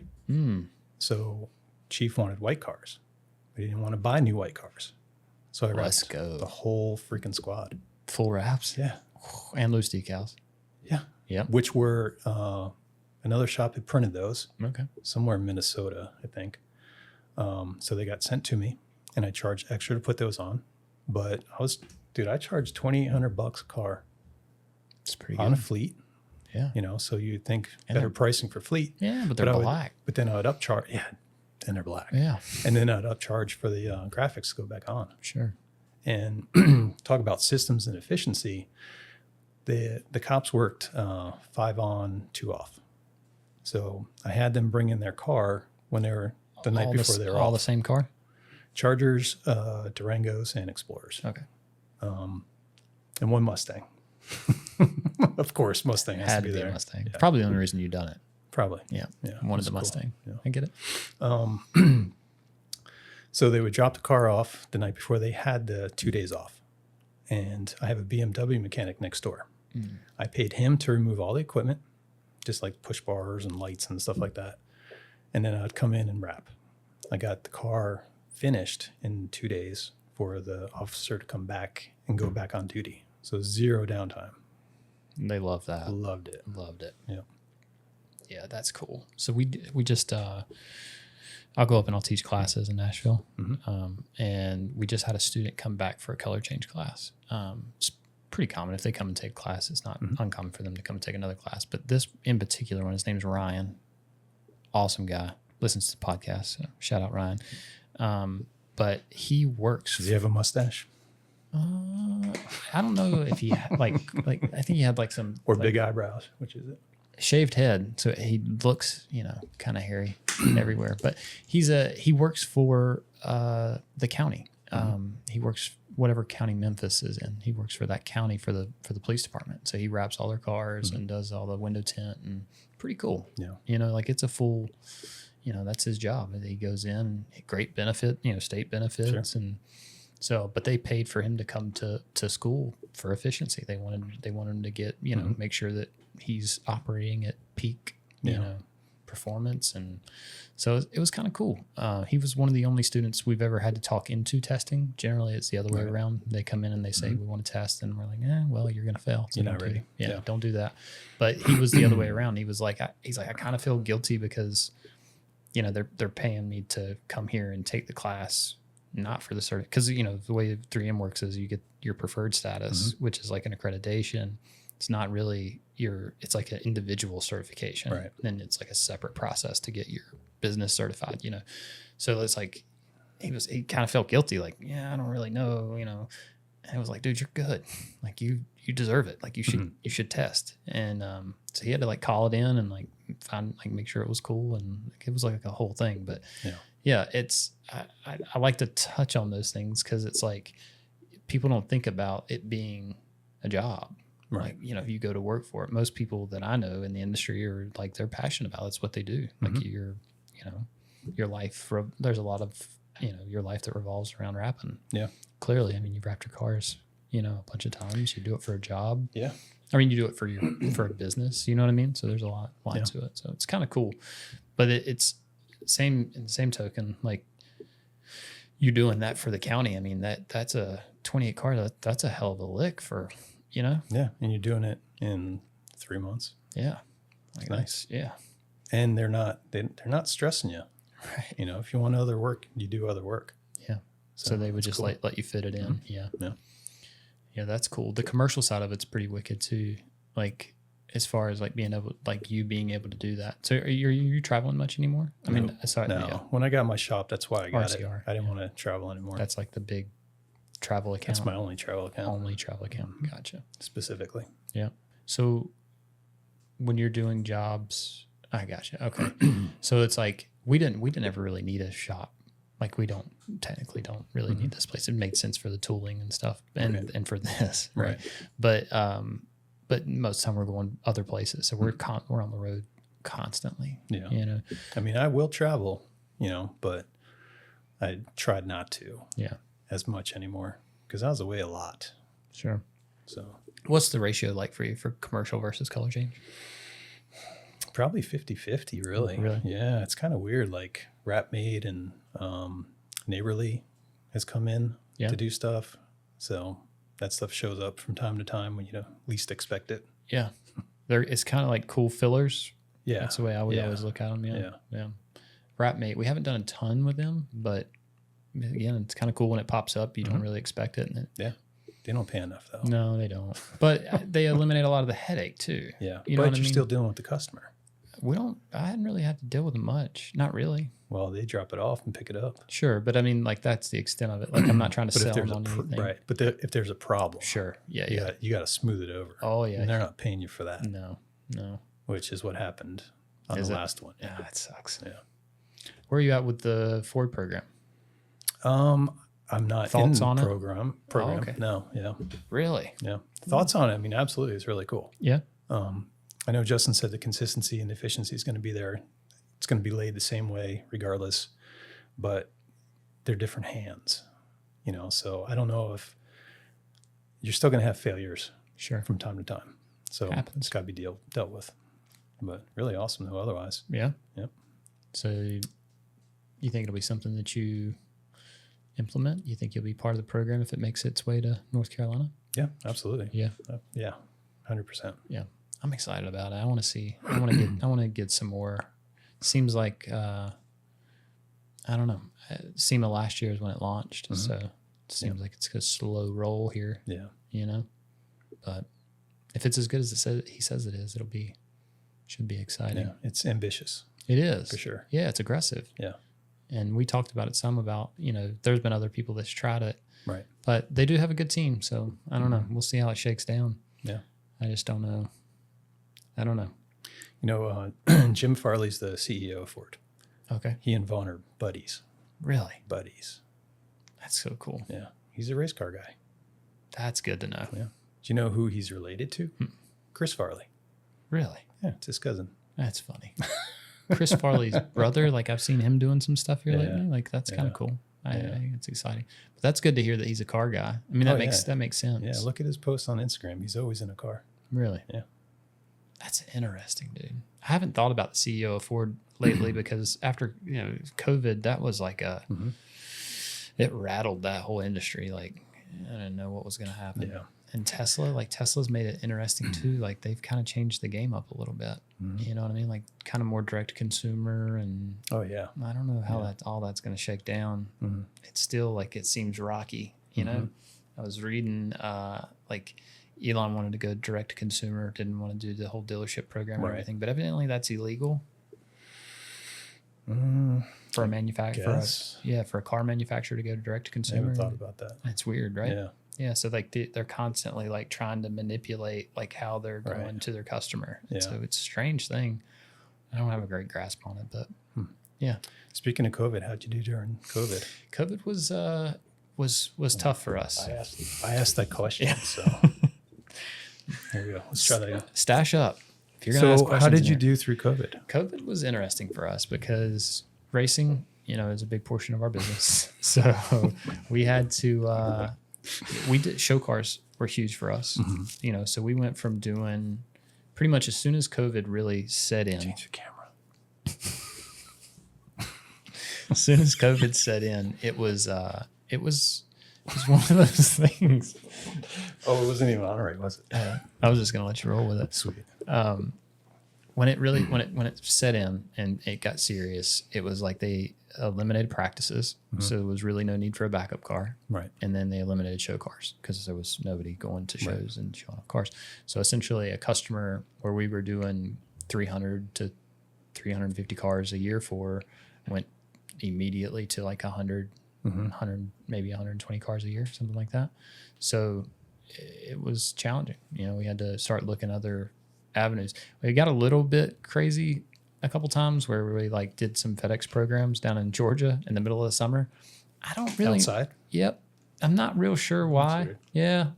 Looking back, it didn't really make a lot of sense why we done it. I think it was more like an end of times thing. Yeah. It was like a survival mode. Like, well, if everything's going to shut down, we got to, Right. make the money now. we got to do it. We got to go. And it was really strange. That and Josh likes to point out that I really don't like people telling me what to do. Right. So the fact that like people were like, no, you can't go out. That's why we're in this industry. Right. We're all selfish as shit. But like people telling me like you have to like stay inside, like that shit just bothered me Yeah. like, badly. Like Yeah. like you probably would have been a really good opportunity just to chill. You know what I mean? And just like lay back a little bit and just relax and not. But there was something about that survival instinct kicked in, and it was like we gotta grind and we gotta make this shit happen, and we gotta get out there and put stickers on sneeze guards and whatever. Dude, Troy killed it with that, didn't he? God. Like and they're so funny. Like Troy, it gets so excited about the rap stuff, right? Like he's just jacked. I mean, he is like all in on the rap stuff. But it's like when you start looking at his business model, it's like they're buying containers of fucking banner material. Right. You know what I mean? Like raps are cool, but if you're making money on banners, you know what I mean? Like that's kind of cool. Yeah. He's got several printers in there. Set them up, let them run. Oh yeah. I mean, if you're Dude, knocking down, his shop is huge, man. He's Well, got a big ton shop. of people in there. well, I think he said 30 something employees. That's a lot of people. Yeah. But again, I mean, if you're printing banners and you've got a guy that's running a printer, a couple guys running printers, and you got some people that are sewing, hemming banners and putting together banner stands. Everyone has a place too. You I mean, everyone in there is specialized. for sure. So And the rap side, I mean, they're doing a lot of raps too. That wasn't me. It was just interesting hearing like, do you know his business partner, Keone? Keone, Yeah. And Keone, I can never get a feel for Keone. Like I just don't know. because he's too busy in his head. He is. Yeah. Yeah. So you don't really know where you're at with him. Right. You know what I mean? Like, but I got a chance to talk to him a little bit when we went to ISA, and it was kind of cool. It was like a brief second. The latest ISA? ISA, yeah. Okay. So Yeah. I was working at Troy's shop while they went Really? away. I didn't know you worked with Troy. Oh yeah, yeah. Oh, okay. Yeah. That's cool. I've done a few jobs for him. Nice. It was back in November. Yeah. Yeah. So we did, no. We went, it was April Was it? for ISA. Yeah. Because March or April. I'm pretty sure because he showed up with the whole crew. Right? Yeah. Yeah. That's when it was. Whenever. Maybe it wasn't November. Yeah. I think it was April. Well, I know we launched the Knife Tucker at ISA. That's why. And so he was cool enough, like when we started when me and Josh really started, when we got this place, it was like, okay, well, like we've got all the everything set up. We're ready to rock and roll. And Troy was like, "What are you doing? Right. Get with it. Let's go." And I'm like, "I don't know. We're just kind of." He was like, "You got space in the booth at ISA. Sweet. Come in, set up." And it wasn't, it was a rocky road, right? Like it took a lot. Yeah. Like absolutely couldn't. The amount of time that Josh put in was insanity. Like looking back, it was too much. We shouldn't have done it probably, but we also needed to launch it. And my wife. It was and Audrey. Yeah. It was just a lot. It was too much. But we went in big, and it was cool. It was so it's strange. It's a weird thing, but he's a big part of. That's awesome. Indirectly, you know what I mean? Yeah. Like he didn't mean to. It was just one of those things that he was just like, "What are you doing?" It was more of an opportunity. You know what I mean? Yeah. It was like, "What are you doing? Come on, let's go get it." Yeah. Get it. He's that way. But that's what I mean about like the rap industry part of it. Like when we had him on, he's talking about like them doing like arena, like going in and doing arenas and wall wraps and stuff like that. Oh like, yeah, architectural, big time. Yeah. Huge thing, Dude. I'll see them on like, I don't know, cranes and shit. Yeah, like doing the front of Raleigh Convention Center. Right. I'm like, and he's like, whatever, that's done. No, these garbage trucks we wrapped are like, and I'm like, right. like it's cool. Yeah. Like I think it's cool. And Keone's like Troy gives Keone a lot of credit for like the sneeze guard thing. Yeah. Like that was a hell of a call. Yeah. Like I don't know what they made off that shit, but they fucking crushed it. Yeah. Like that's who would have thought? Let's just buy up as much acrylic as we possibly can and just fucking all the southeast. and just hustle it. Yeah. Just sling, because everybody's gonna need it. It's pretty sharp. Yeah. Pretty good review on Yeah. his part. During COVID though, we took off. Yeah. Because everyone's sitting home. Right. So my wife, she's like, "Why do you have so many cars at the shop?" It's like, because everyone's sitting home. They're not driving them. Right. They got ancillary income because they're not spending it anywhere else. Right. And that was it. So you stayed steady. Big time. Yeah. I think that's across the board. I think most people that I've talked to, in our industry, there was some other places it was a little strange, but Yeah. The shitty part about COVID though is I had a stroke. what? Yeah. That's like a stroke? Yeah, I was stroked out. From what? Blood clots in my lungs. Again, this is just like, Dude, nothing ever happened to me before 45. Perfect health. Never to the doctor. you look like you're in good health now. Well, maybe. Yeah. 2 tears in a rotator, plantar fasciitis, kidney stones. Right. The kidney stroke, stones and a stroke. Like that seems 50% hearing loss. Weird shit. and no signs of anything. Like you didn't know. I mean, I'm sure the rotator, that was probably sports related, right? Yeah, probably. Yeah. Yeah. But, so I want to say it was November because that's when I was at Troy's shop because I was supposed to have surgery in November. But I put it off and I kind of cleared my schedule. And then I went up and saw Troy and I started talking to him. He's like, "We could use your help." I was like, "Okay." So my shop was kind of running slow. So I just kind of filled in some work up there with him. Sure. And then I ended up not getting the surgery. But anyway, so COVID. By choice. Yeah, by choice. Yeah. I picked up a new account. Got it. So it filled a lot of time. So it was well worth taking the account over surgery. Really? That sounds not It's right. monetary, I know. Okay. And again, you don't seem like that kind of guy either. Like you seem. Well, I couldn't pass it up. I got it. Yeah. One of those things. Yeah. But the stroke, man, it was weird. Like I had just finished coaching a football practice or a football game for my kid. And See, that fits. That seems right. Like you seem like a football coach. that was right. Yeah. Yeah. check. That looks good. I'd have bet that. Yeah. Yeah. So I got home and I sat down on the couch. I think you were in the room, right?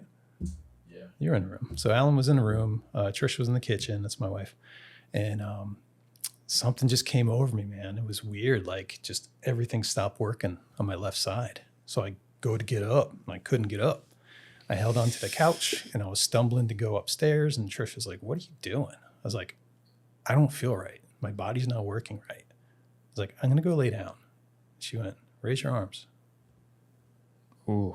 Oh, She knew instantly. Instantly. Yeah. Yeah. How did she know to tell you to raise your arms? Like I wouldn't have guessed. Speech therapy, man. Really? Yeah. probably 80% of her patients are stroke victims. Because of strokes. No shit. So she knew. Oh yeah. That's strange. Yeah. Got me down to the ER. Took a TPA shot, and that kind of breaks up any clot you might have, and it worked. And 4 days later, I was in the ICU. I had a pulmonary embolism. I don't know what that is. Yeah, it's more blood clots. Oh shit. Yeah. My my blood pressure went down to 60/30 with a 30 beats per minute heart rate. I was about dead. And then the nurses were there to get me back. So Dude, that's heavy. yeah, it was weird. No signs or nothing. Like you didn't. Nothing. But that's the thing, though. I mean, strokes and stuff like that can come out of nowhere. So what they determined that had happened was I had 2 clots. I think it was 2 clots in my lungs. And it passed through my heart, which I didn't know, but I had a hole in my heart, which then allowed the clot to go up to my brain. Fuck. Knocked me out. Jeez. Yeah. So it's on Instagram, of course, where I'm sitting there I really got to start following your Instagram better. I feel like I'm missing out on so much.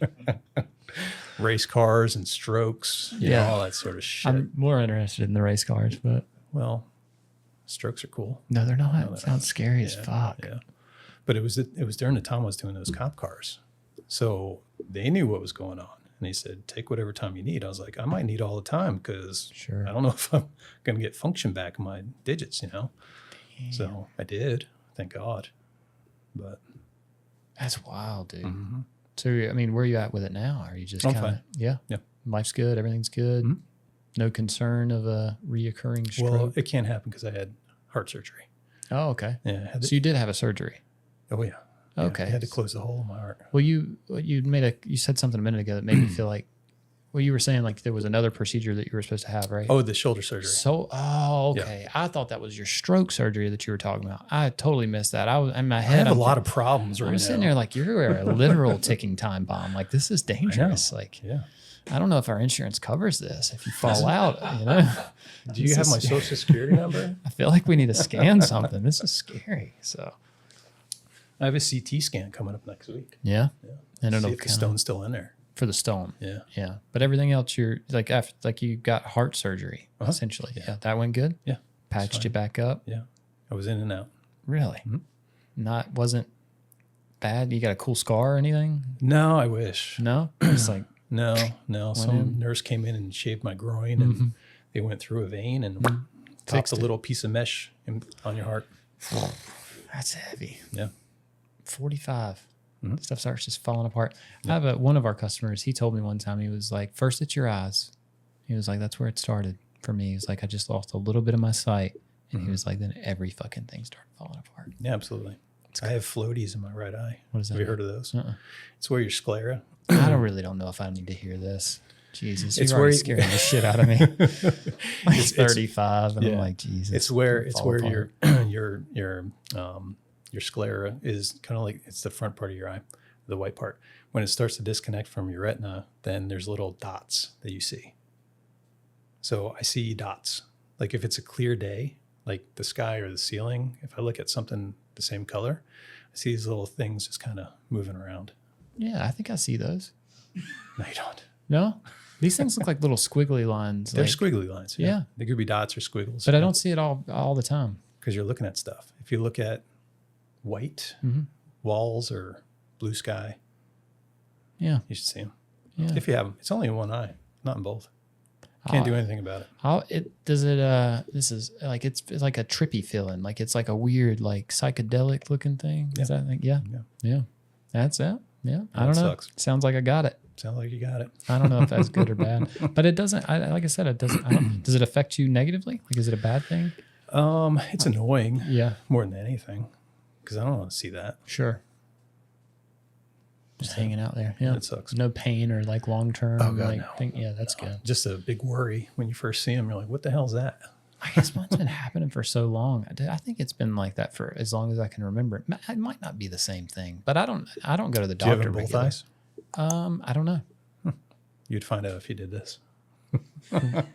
Yeah, is this the Yeah, like this one or this one. Yeah, I don't know. I don't go to the doctor regular though. Not a doctor fan. I never did either. No? Great. Nothing. Wonderful. Nothing. No cavities, nothing. Nothing. You know what I'm saying? Like, Jesus Christ. yeah.